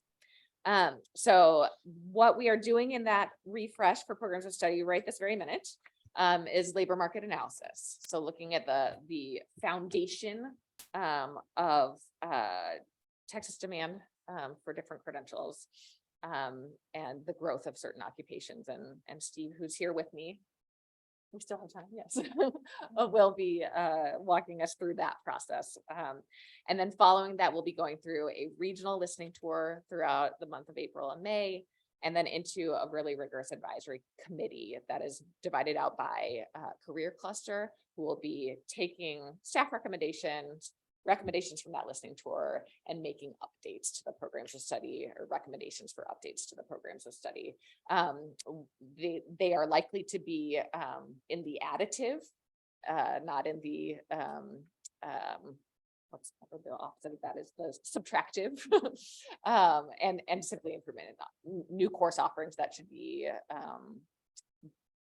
incorporated into current programs of study, possibly new programs of study that are aligning to growing industries. Well,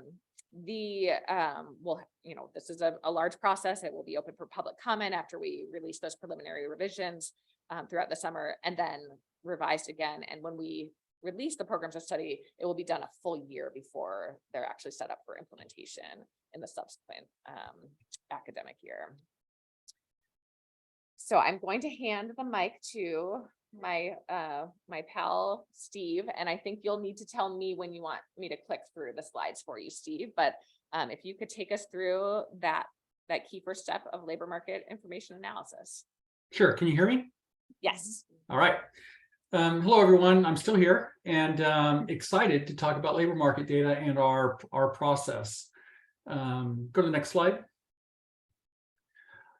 So as Alexis mentioned, it's going to be additive. We are using the same base methodology and process that we used 5 years ago and some change when we did this the first time to develop our list of programs of study. And we didn't just do that process last year and stop and say, well, we'll put that in the garage and then we'll pull it out 4 or 5 years later and just use it again. We've been paying attention for the last 5 years.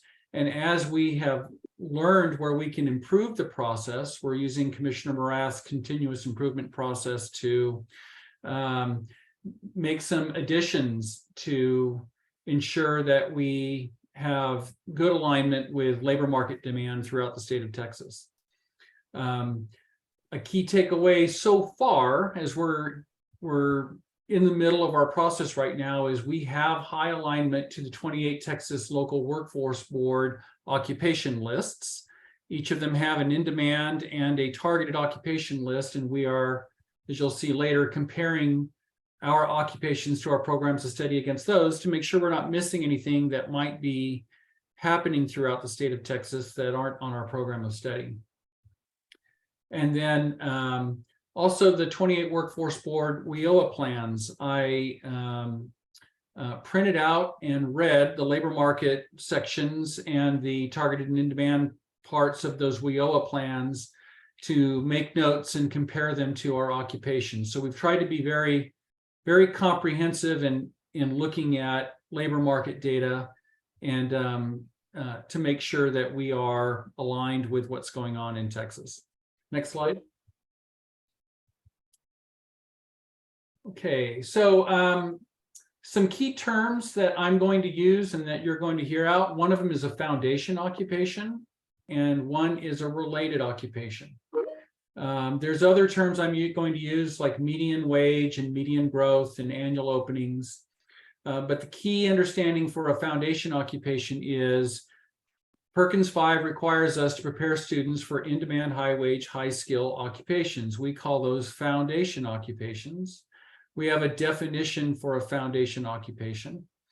And we know there are other valuable multiple entry and exit points along a career that are related to those foundation occupations that may not meet our in-demand, high-wage, high-skill definition, and we call those related occupations.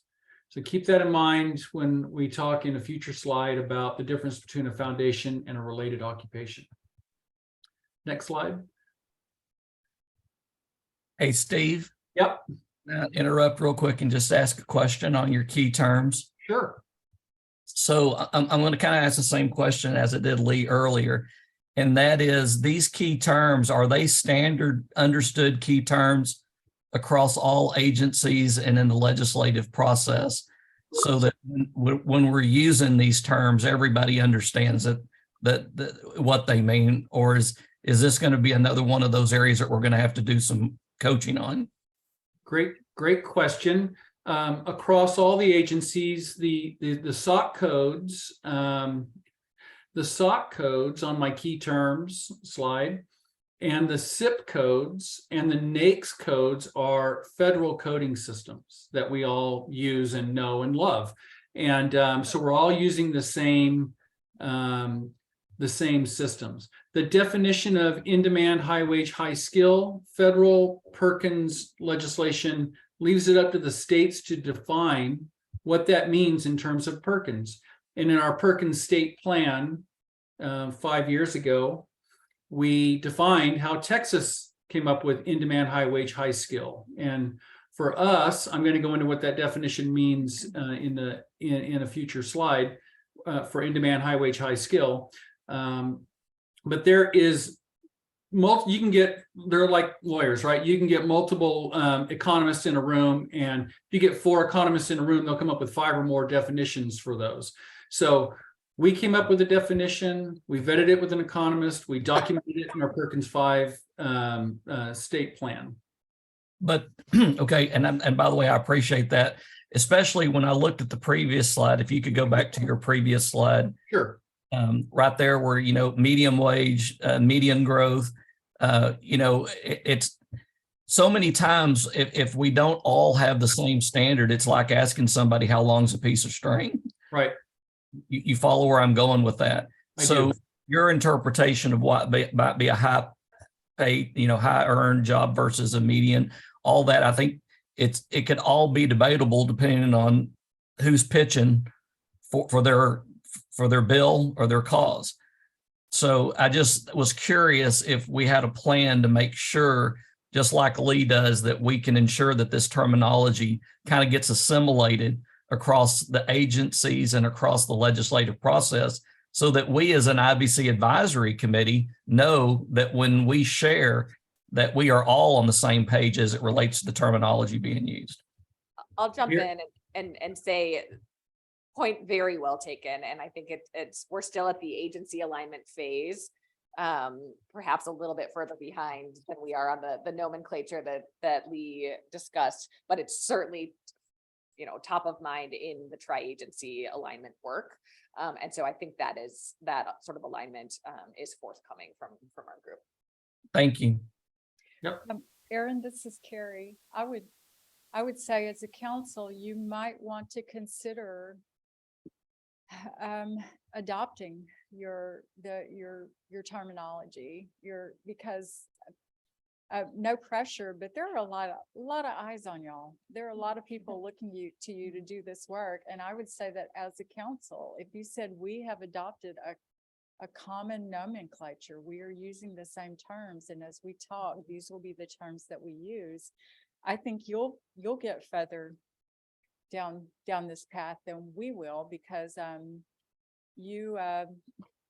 the legislature has put a great deal of responsibility on you and is looking to you, and you might be the one who takes the lead on this. So think about that for a little bit as we talk about work products that you want to see come from your work. I appreciate that. I'm a firm believer that consistency creates credibility. And I think that the challenge here is that, in the world, think about, for those of us who have been around for a long time, how many times have we changed from vocational to pathways to CTE? I mean, the terminology seems to change on a pretty regular basis. And if we're not all on the same page, then I'm afraid that some of our interpretations are not always seen through the same lens. So I just appreciate both parties bringing their key terms to the table. I just think we need to ensure that that's what's getting assimilated across the board. You're here. There are a lot of nodding heads in the room. So. Okay, including mine. good. Okay, so more key terms. I mentioned those 3 federal coding systems. We all use those in our work. Again, we defined in-demand, high-wage, high-skill in our state Perkins plan, and that becomes the foundation for our labor market analysis. Okay, next slide. Data sources. We use a number of data sources. The key takeaway on this slide is we're using U.S. Department of Labor data sources. We're using Texas Workforce Board data sources. Texas Workforce Commission. Each of the 28 Texas Workforce Boards were using their WIOA plans and their targeted in-demand occupational data sources. We've read dozens of business and industry reports, including some put out by Texas government. And we have a number of custom crosswalks that allow us to go from those data sources, like from the SOC codes to the SIP codes, or the occupation codes to the instructional codes, and from SOC codes to certification codes. And we also use, like many state agencies in Texas, some proprietary commercial labor market software. Lightcast, it's been known by MZ by a number of us over the years. It's been purchased multiple times by Burning Glass and then by Lightcast. So stay tuned if it's going to be purchased again. But we use a number of different data sets to try and find what our colleague Rich Fischel calls convergence validity, because if we're using multiple data sources and multiple methods and they come to the same conclusions, we have greater confidence that those conclusions with those multiple methods and data sources are more valid than if we're just looking at one data source and one method. Next slide. Okay, so put your 2018 hat on. This was 5 years ago. Everyone take your 2018 hats out and put them on, please. So in 2018, we were using a SOC taxonomy that was created in 2010. And that was called the 2010 SOC taxonomy, ironically enough. And in that set of SOC codes or occupation codes, we started with 785 unique Texas occupations or SOC codes as our starting point. These are all the occupations in Texas that have labor market data reported for them. We applied our in-demand, high-wage, and high-skill criteria. And on my next slide, I will talk about what those values were in 2018. And when we applied those criteria, what we found were 70 occupations met our in-demand, high-wage, high-skill definition. And as we worked with our contracted economist on this, we found 10 other occupations that were really, really good occupations. They were important to the state of Texas, and they might have missed one of these criteria closely. So we didn't know what to do with those, but we didn't want to get rid of them. So we put them in the parking lot and further analyzed them. And when we got done with that, we said, let's throw them into the pool as foundation occupations.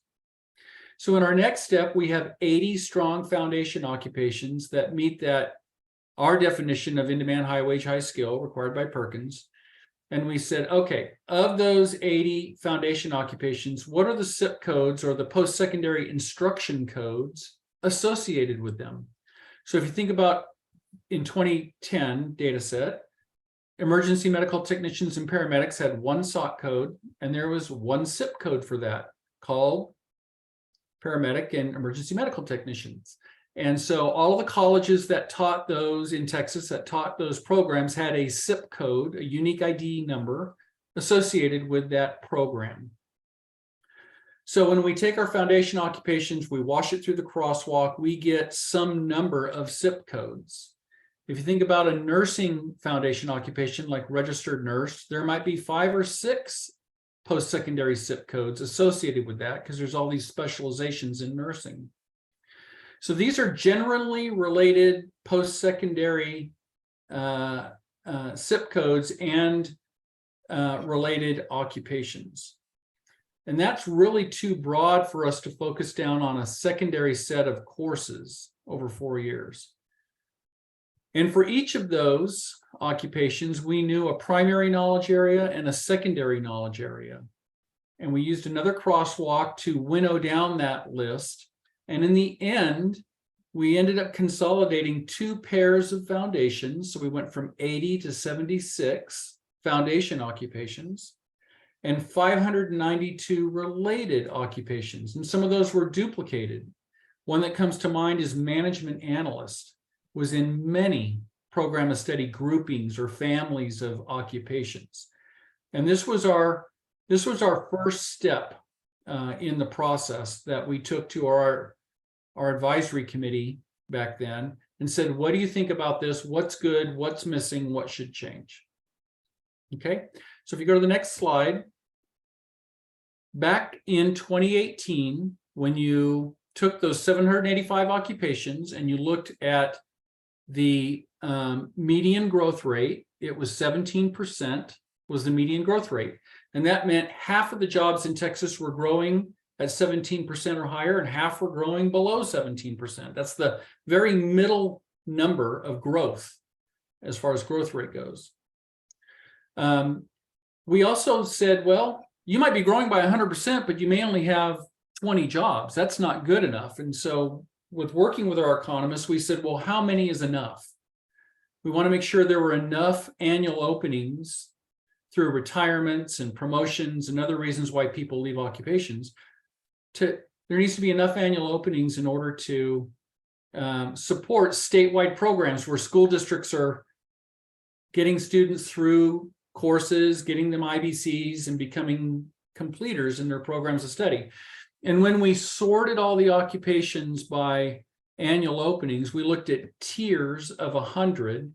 And separately, myself and our economists came up with 500 annual openings as a reasonable number. Now, when we looked below 500 annual openings at 400 and 300, there really weren't any occupations in there that were strong foundations. And when you looked above 500, we were starting to exclude some really good occupations. And so 500 was a really good number for annual openings. And there is no secret sauce. There is no magic formula that economists use to figure out how many annual openings. So really, you have to thoughtfully think through what makes sense for your state as far as numbers go. So that was our definition of in demand. For high wage, we sorted everything, and the median wage in that data set was 35,339. So half the jobs made more than 35,339, half the jobs made less than 35,339. So to be a foundation occupation, you had to have all 3 of these criteria. And then high skill, we identified that as requiring a bachelor degree or a recognized industry credential as part of their as part of their competitive education requirement. And that's different than an entry level education requirement.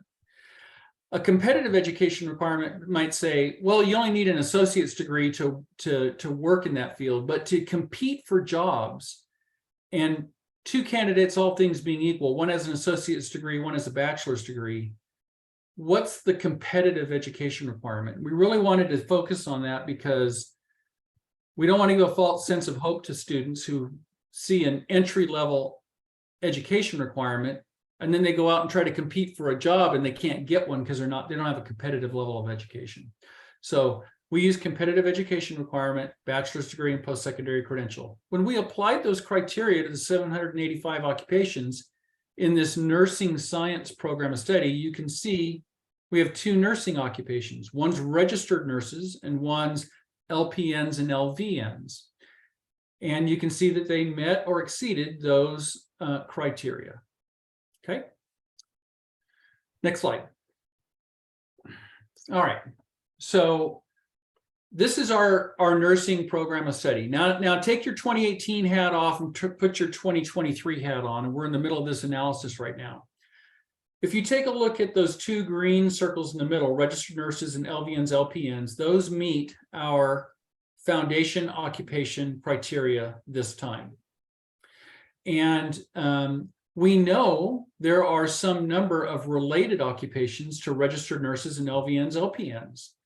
I just spent 3 weeks with a family member in the hospital, and I talked to a lot of nurses, nursing students, and other nursing staff, and they confirmed that nurse practitioners and nurse anesthesiologists and nurse midwives are all related to registered nurses and LVNs, LPNs. So in the center of the screen, these are the occupations that we had last time.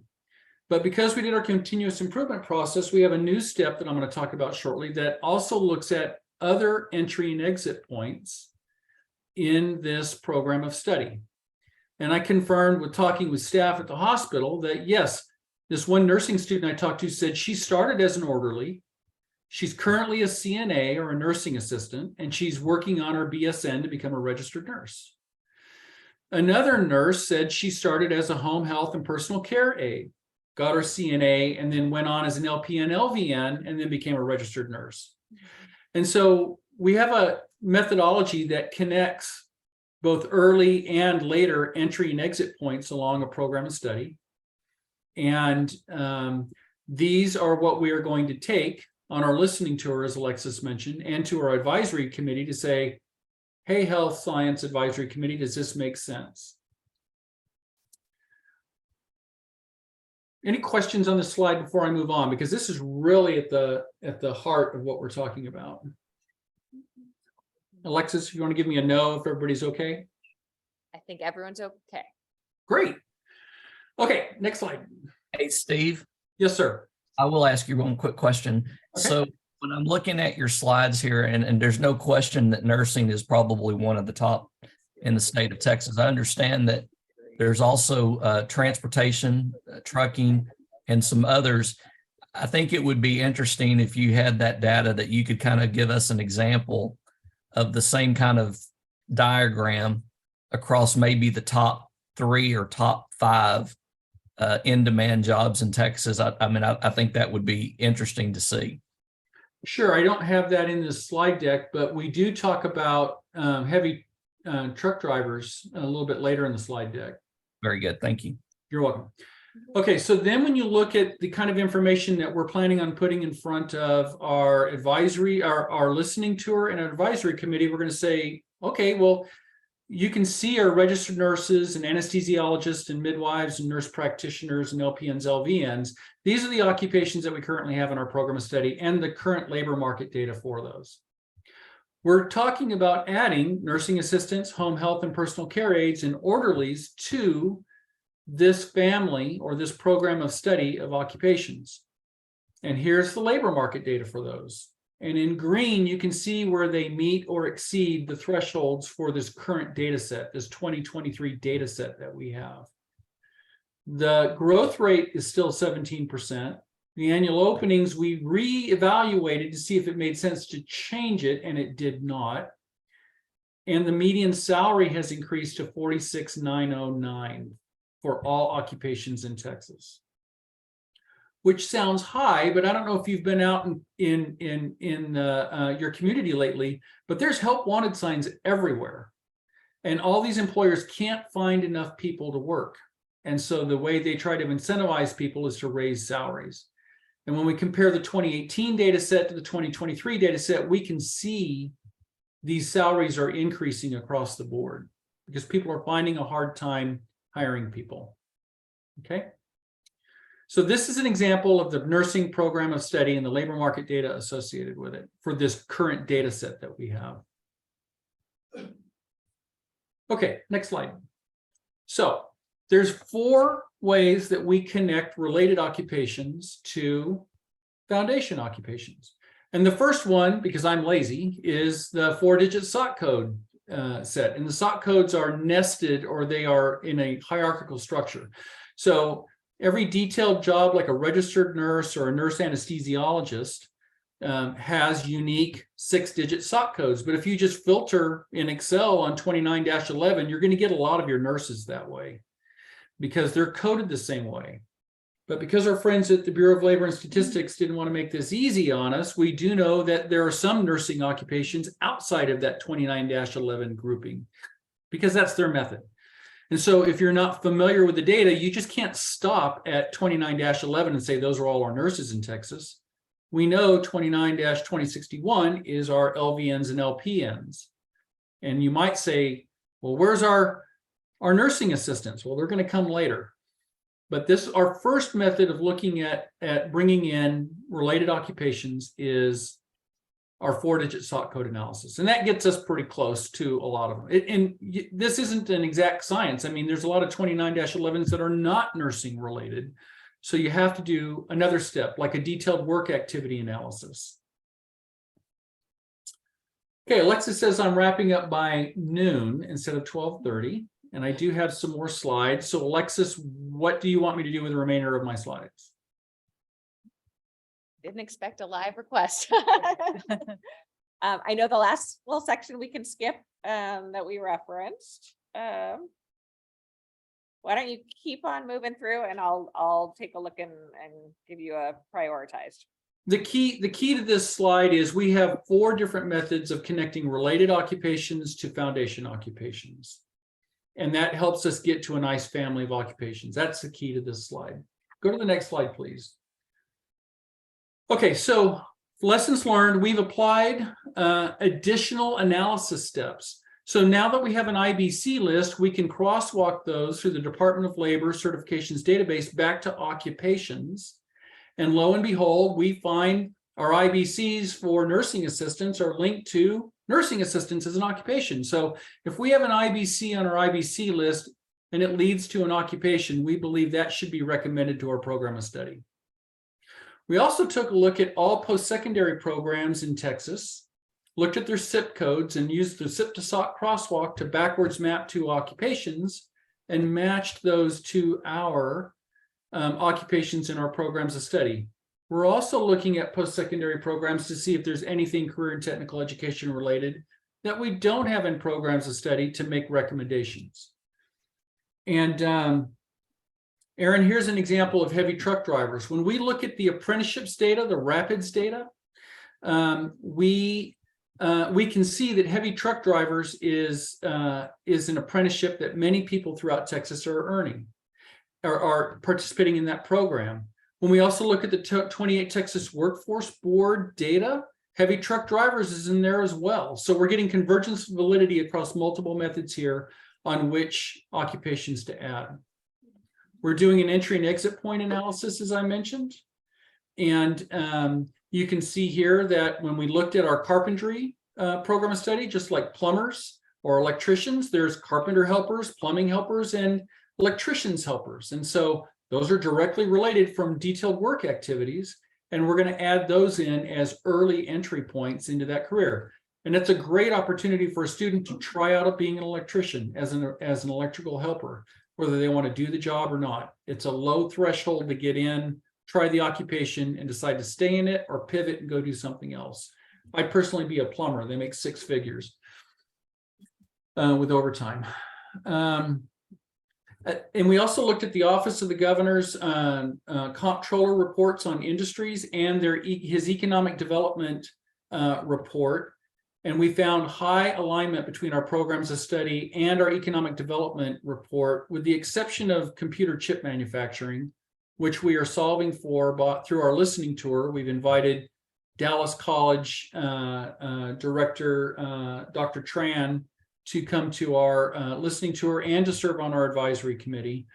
And we're looking at the colleges that feed into computer chip manufacturers that are building in North Central Texas. And we are backwards mapping from their program and SIP codes to our SOC codes and seeing if we have those covered in our program of study. Next slide. When we looked at the 28 Workforce Board in-demand and targeted occupations, you can see there are our light truck drivers and our heavy truck drivers are on both. Our nursing assistants are on both, and our industrial machinery mechanics are on both. And so we're analyzing that data to see where there's convergence across those and where we have them in our program of study, or we are going to make recommendations to add them to our program of study.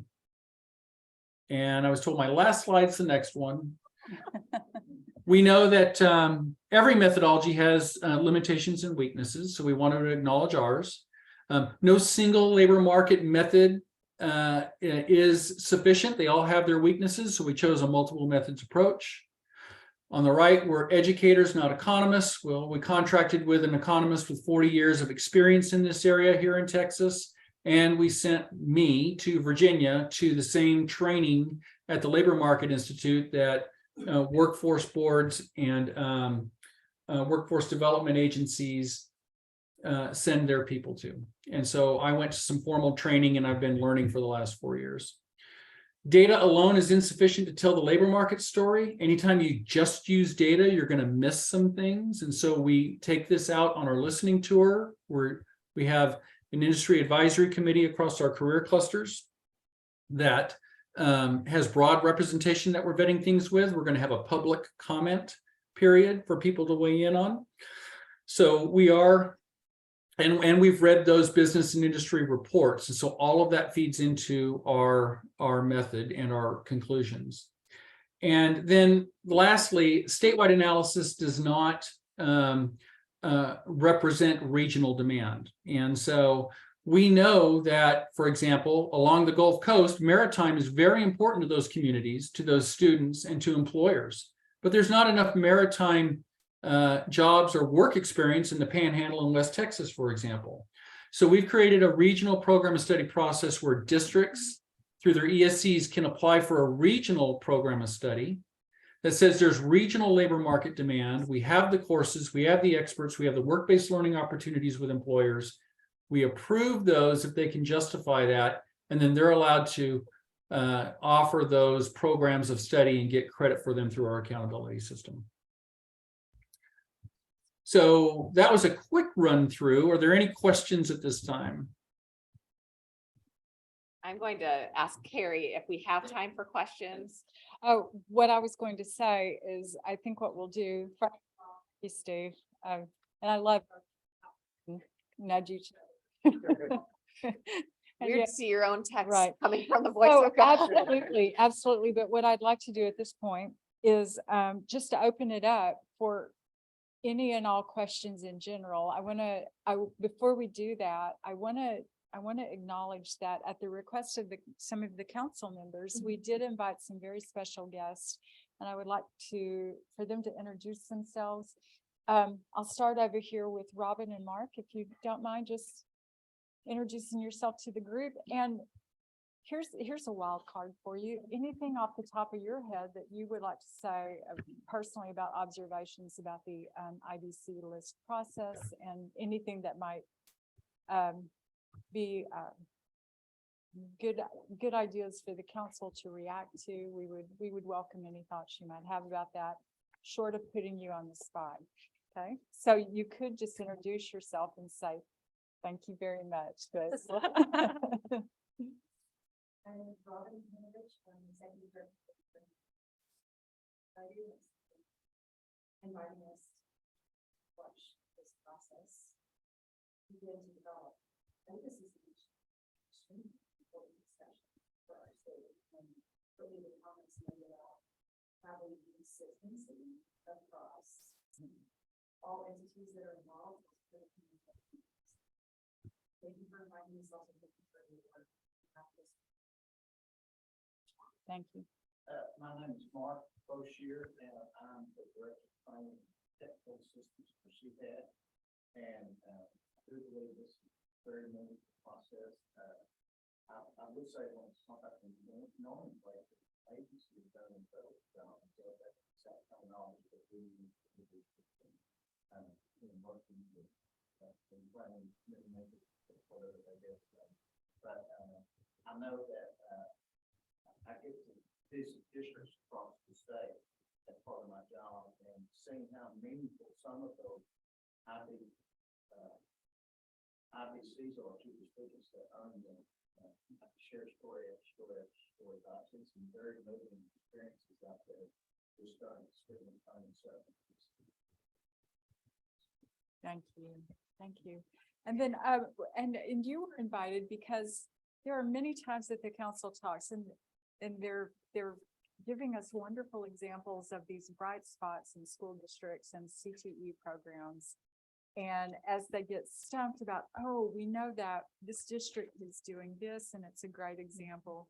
We were told that y'all are wonderful points of contact for getting those examples and talking about some of the remarkable things that you're seeing going on. So welcome mat stays open for you.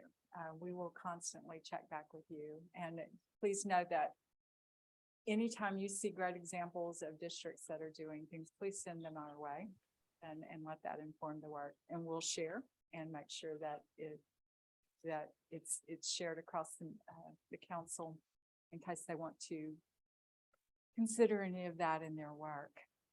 So they're bright spots in our districts. That's where they are. Mike Maroney, would you give us a little introduction and Sure. Okay.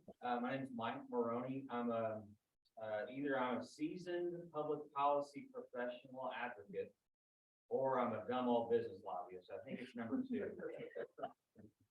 And I've been working on these types of issues for a long time, going back about Baker's dozen years, and helped write House Bill 5 in 2013 for the express purpose of we need more career tech education, we need more education to workforce alignment, and we at the time didn't feel like we had enough room in the system or room in student schedules to do that. So that was the big emphasis for businesses to weigh in on that. And then I spent 7 years working as a appointee to the Accountability Policy Advisory Committee that advised Commissioner Williams first and then Commissioner Morath second. And so I spent a lot of time on these types of issues, mostly career, college, military readiness indicators. And then when the list started, which I call the magic list, started, the first list was really short and really not very comprehensive. Second list was a little better, but still was a problem. And then you all are in this room because I got very, very frustrated with the process at TEA and with the IBC list, the magic list, and in fact helped write this bill and helped pass this bill back in 2021 because the notion was we got to get it out of the bureaucracy. That was the whole purpose, is to get it in the hands of career tech people like Donna and higher ed folks like Kendall and business people like Ron. That was the whole purpose. And so then we went and passed the bill, and TEA said it doesn't apply to us. That was wildly frustrating. So now we're in the room, we're talking about this stuff. It seems like we have a broader mission, and I'm happy to get into the details about the IBC list at the high school level, or this library of credentials that we're now talking about. It seems to me you got a pretty good starting place, and that's the original list that came over from Ray Marks. And the fact that TEA has eliminated almost 55% of those industry-based certifications from that verified, validated list is troubling. Very troubling. So Ron's on the line and worked with his group and Home Builders Institute tried to get on the list for 6 years. They are third-party validated construction for residential for homes. And NCCER had their whole cadre of industry-based certifications on the list for the first 2 iterations. HBI finally got theirs on. And what it said to the marketplace was commercial, industrial construction matters, residential doesn't. So when you have a magic list that picks winners and losers, it sends bad messages to the marketplace. And so I'm an advocate for education to workforce alignment. And talk every single day about the jobs that are going unfilled. So one of my clients is the Texas Association of Manufacturers. They have approximately 60,000 open jobs right now in the state of Texas, and around 2.5 million around the country. And we've got a whole lot of unemployed folks who can't take those jobs because they don't have the right training skill set. They haven't gotten the certifications that we're talking about. They haven't gotten the education we're talking about. So we got a skills gap, and it is widening. And I've been talking about this stuff for 15 years, and we feel like we're making progress, and we're just not quite. So that's my speech. I'm happy to answer questions. Well, gosh, Ron, I wish you felt strongly about this. No, I'm glad you said that. We've always been aware, as y'all probably know, being the Workforce Commission, we stay acutely aware of gaps and where they are. We have a chairman who is very highly focused on the middle skills gap, and this is where much of your work could affect a lot of students. And are we looking at the skills and the? Let me just say one more thing. Yeah. Industry-based certifications, I think, have a real and growing role to play in the marketplace, in high schools and in community colleges and in our TSTCs and private. One of the things that happened federally was during the Trump administration, they put in these industry recognized apprenticeship programs. And then the Biden administration came in immediately and rescinded. That doesn't mean that industry recognized apprenticeship programs are not valuable, because they are. And in fact, businesses all around the state are utilizing those types of programs. Earn while you learn, train them up 3 days in the classroom, 2 days in the field, or vice versa. And they almost always complete with an industry-based certification, some sort of level 1, level 2 certificate. And so this work about industry-based certification is going to be very important in every single aspect of workforce development. Agreed. Thank you. Yeah. So, as you're probably looking at the clock, I want to assure you of a couple of things. Number one, as soon as I'm through talking, the floor is completely yours. We're going to follow up with you. We have a few ideas about how to get this process started for you. We want to confirm this with you, and we think we might do it via a survey. We'll just send you some questions and let you react to them, and then come back with our results. And we will continue to take feedback with you to develop that process, and then produce what we consider to be the first draft of a list resulting from that process. We also want to make available to you, we'll put some other calls in the future, some virtual meetings. I know that with end of school looming, with the legislative session in full gear right now, that it would be really tough to get you back to Austin anytime in the near future. So we'll follow back up with you via calls or virtual meetings, and we will start gathering information from you through surveys and just outreaching to you specifically with questions that we have, so that we can show you your first product that we're ready to get put on paper for you. So with that said, I want to leave it with council members to either pose questions to TEA following that, the information that they've shared. And thank you again for that, Alexis. We appreciate it. Any reactions from any of the words offered by Robin and Mark, or from Mike, or just any new thoughts that we haven't brought up? So if I were going to just open it up, is there anyone who'd like to get us started?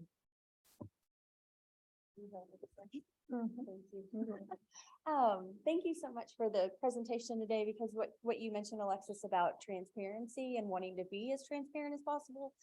I mean, that's one of the buzzwords lately across everything, but it really is important for the school practitioners, but then also this council to really understand where all of the pieces converge. And so what TEA's work is balanced again against what our workforce needs are. And I think my next thing after my thank you is maybe trying to bridge some of that understanding of where school folks might be caught in the middle. You know, we want to do our part for workforce and support students in investigating and finding what their interest is post-secondary, getting them on that trajectory, whether it's some coursework, a credential, whatever that might be. That is absolutely the goal of a school system, right? We want what's best for students, and we want to help them get to that next point post-graduation. So between teachers and counselors, administrators, they're all doing that work. I think where the big rub comes in between that is the other additional pieces living in with accountability and balancing those items.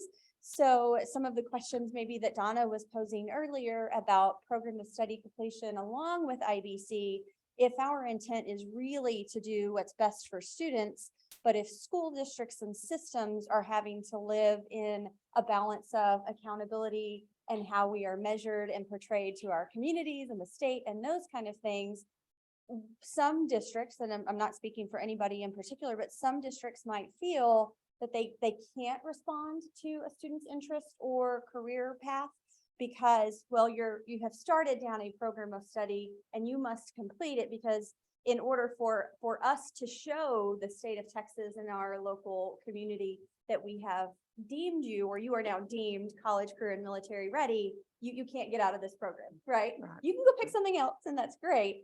And so that's where school systems are living.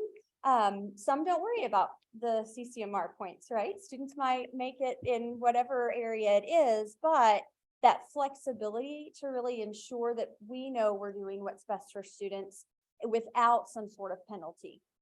Because in the past, when it had been just an IBC, it was easy for students to be able to maneuver throughout multiple program areas, and for districts to feel as if they were responding to students and their families while also hearing from workforce what industries are in need in our local and state and national level. So it's that little dance, right? That walk of things. And so understanding that, I think for everybody on our council of where schools are coming from and wanting to meet the needs of workforce and be a true partner in it, there are other pieces that put stress on that. So that's my little bit of soapbox of that explanation and bringing those key pieces together. But all of the conversation today about common terms and standards, I think is absolutely the direction. And you've talked about that, Carrie. I think that's so much of the work that needs to be done, so that we're not saying certificate when we mean certification and all of those kind of things. So I absolutely agree with that. And I thank everyone for the work that we're doing here, because it's valuable in so many different places. And so just appreciative to be a part of that conversation. And I would echo what she says. I mean, I think from a school district standpoint, you know, districts, that accountability piece and how they present themselves to their community is so vital. I mean, you know, you don't make the grade, and then you have people that, well, you know, that don't really understand workforce development. Why don't we just put all the kids in this easy certification, and then that boosts our accountability? That's wrong. And I would, you know, we've seen it. We have, you know, colleagues that, oh, we got all those, you know, well, that's not really the purpose. So it's balance. That accountability piece makes it complicated for school districts. It's a hard thing to look at. It's hard to you know, justify something. The example I think we talked about last time is our kids in the manufacturing academy get their forklifts driver's license. Well, that's nowhere, and nor should it be a part of this accountability system. But at the same time, you have to have leadership from industry to say, it doesn't really matter to us that you're not getting points in accountability. The kids need it. We want them to have this. And so there's that balance. And I know in working with business, it's hard for business sometimes to understand the extreme pressure school districts are under in that accountability system. So, you know, that's difficult. And I applaud Sherry for what she completely agree with her, but it's that finding that balance between true workforce development that leads to what the kid wants to do or change his mind, or, you know, I've been in education and training, and all of a sudden I did an internship and worked with some kids at the hospital. Now I want to be a CNA. Does that make, but you can't because you're in this program and I'm going to lose money if you don't, which is now tied, you know, all these sequences are now tied to funding. Well, I can't let you go do that because, and not that we would do that, but there are districts who would because money and because of accountability. Can I respond briefly? Oh, please. Wonderful feedback. And I think pieces of this we have heard throughout the discussions around the accountability reset, but are also very mindful of as we are heading into the program of study refresh, because as hopefully we've shared today, we see this IBC list development and the program of study development and refresh as you know, Yes. intersecting cycles that are meant to meet each other in the middle. And one of the key discussion points in this upcoming program of study refresh is how do we build in flexibility for students? How do we ensure that the course sequencing actually makes sense to say the most introductory course comes first, and that introductory course might apply to multiple secondary courses in different programs of study, or in some cases, it's even across a cluster. So how do we naturally build in that scaffolding that's more intentional than might be present in the current programs of study? And just to this conversation balance, there are so many things to keep, you know, in play. How do we ensure that the programs of study do meaningfully lead to a depth of understanding, that this is a skill set that a student can claim and validate with a credential that is meaningful? And ultimately, we are in the business of ensuring students leave high school believing that, or being able to validate that the credentials they thought would be meaningful are, that they can go and do something meaningful with their career path with that, and not, you know, in any way misinforming them along the way towards that end. So the balances are incredibly challenging, and we are extremely grateful to be in the room and in discussion with the folks on this council. So I appreciate the opportunity to be here. Can we get a copy of the Gray Marshall survey? Maybe Absolutely. Methodology that's attached to it? Yep. There's scintillating white paper I can send your way. You know, Mike, what keeps coming back to me is that at some point, you know, I mentioned the million grains of sands in the universe. I mean, this council needs a starting point too. I mean, it's like, how do you take this and get down to a list in which it's like, okay, now let's start getting the feedback on this. And so, for instance, TEI got started with a Ray Marshall Center survey that went out to lots of employers to narrow down to something to react to. And this is a good process. Yeah. I don't know what everybody's thoughts on this would be. I would leave it to my colleagues here in terms of discussion, but just to kind of get us where we're actually kind of starting to make the dominoes tumble a little bit, if you will, I would move that we adopt the terminologies of the two organizations that presented today and combine those into a single white paper.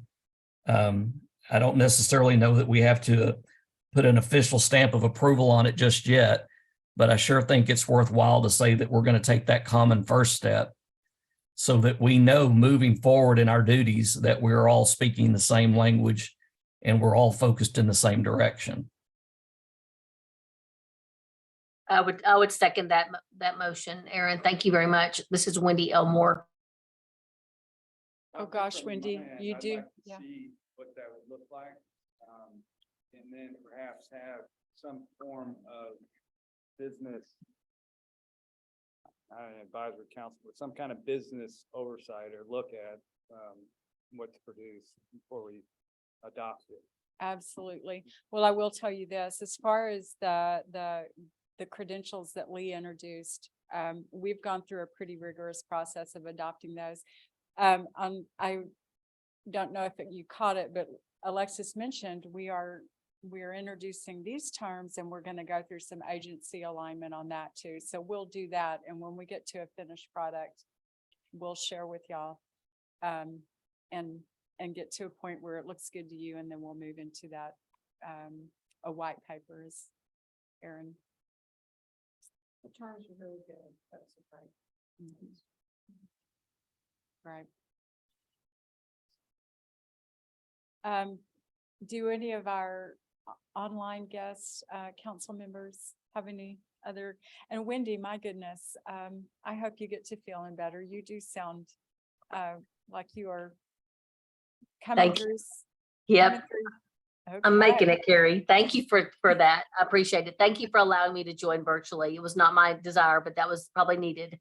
Oh, I'm glad to hear that you're doing better. Thank you. I don't believe we have a chairman, but I would just, as a point of parliamentary procedure, note that the motion failed. It did get a second, but we didn't cast a vote on it, which is fine. Oh, no, gosh, we could. No. But again, I don't know who the chairperson is, so I don't know who to direct my comments to. I was just trying to offer up some movement, but I think it's being recorded, so it's in the minutes of that. You know, we're trying to move the needle here by creating a common thread of terminology. There you go. There you go. So how about we do this? Our to-dos walking away from this, we will put together a draft of a white paper of common terminology, developing our nomenclature system. And then on our end too, we are going to put together a proposed process for you, share it via a survey for your feedback. And based on that feedback, we'll generate what we'll consider to be the first draft of your list. How's that? It sounds easy, right? The hard part will fall to you, definitely. We really need some serious thought put into the process. So we are going to take feedback from previous calls and previous meetings.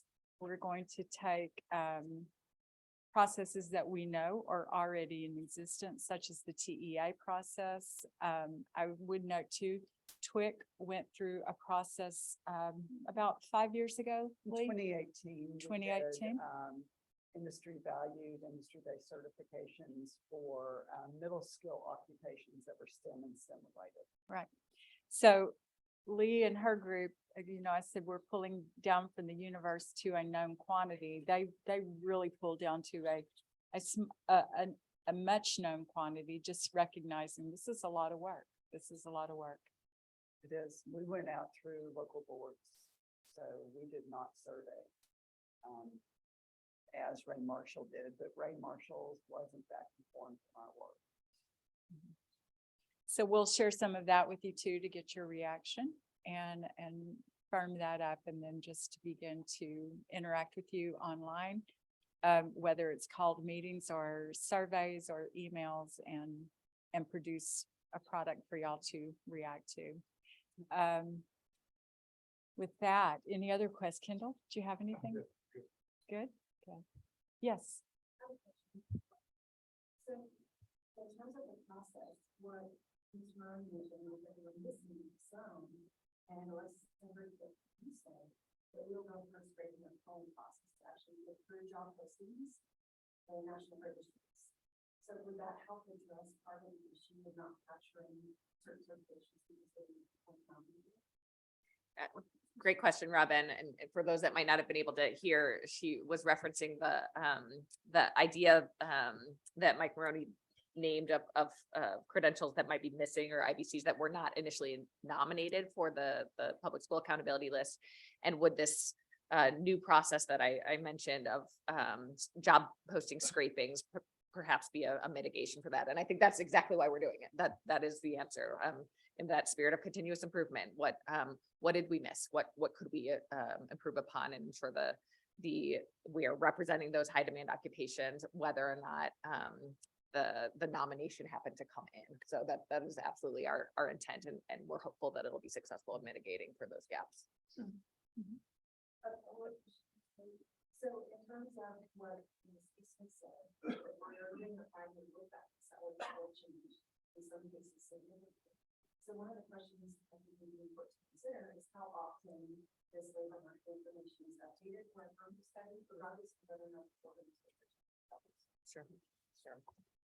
And to date, the level of LMI analysis discussed has been to develop the programs of study, but it is a current discussion of what is the appropriate cadence on which to refresh and inform these other processes that are aligned, such as the IBC list. Okay, Lee? An observation from an external organization based on Mr. Maroney's comments, because certainly I've had discussions with him also. And, knowing TEA's process, knowing what our process was, there appears to be, from an external perspective, a perception gap. And I think the perception gap is around language. It's not what we talked about. It's the whole notion of a certificate at the end of the course or courses in high school could in fact be an industry-based certification. And we've talked to TEA about that since before Heather Justice was here, so previous to that, in terms of that it is industry-based certification.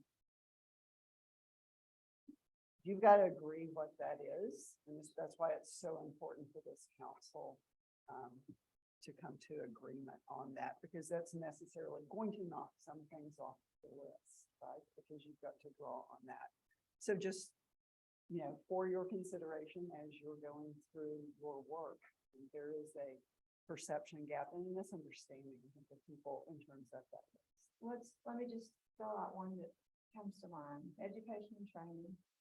We have a P-TECH program. A student will get a certification as an A, certified A. Our district gives them that certification. We have a huge demand for teachers now. Granted, they don't meet the $35,000 cap that she said, a little short there. But still, how would that work? I mean, how would that certification, there's not a test.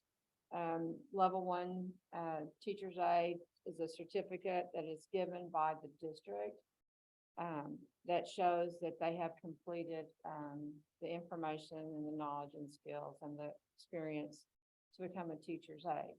So that being the case, where would that fall in your definition of certificate? That for me would not be under industry-based certification because it's not a third-party assess. Correct. I agree. It would be on the left column under some sort of certificate of completion. Okay. That's a check mark conferred by the education and training provider. That's great. And if it's in need, that's great. I think the difference is it wouldn't apply in the accountability system for points. That is, Wow. I don't know all the something like that. If it is on the IBC list. Right. They can do it, though. Oh, of course. You can still do it. It Yeah. just doesn't apply for the.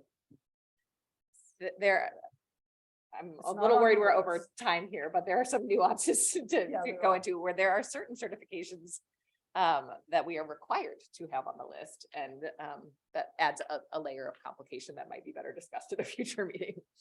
Yeah. So that would not go off the list.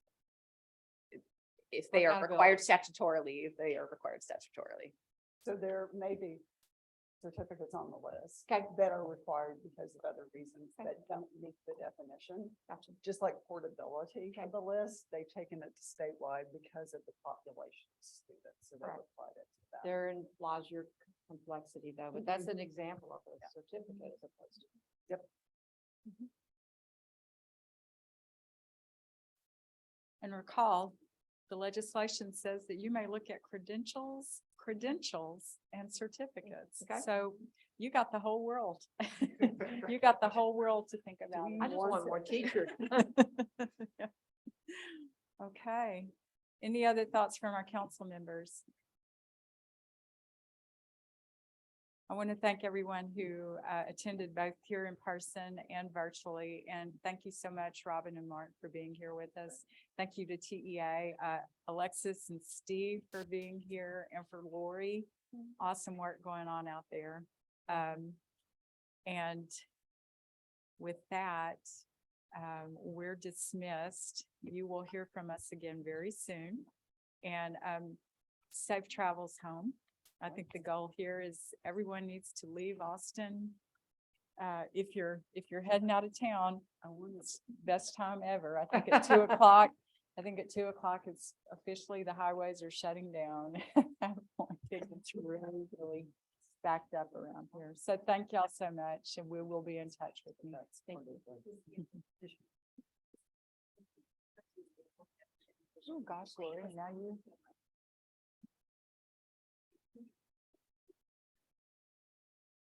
I haven't met you. I'm Donna. Come on, what? Hey, Mark, where are you going? Laura? Oh, nice to meet you. Yeah. It is.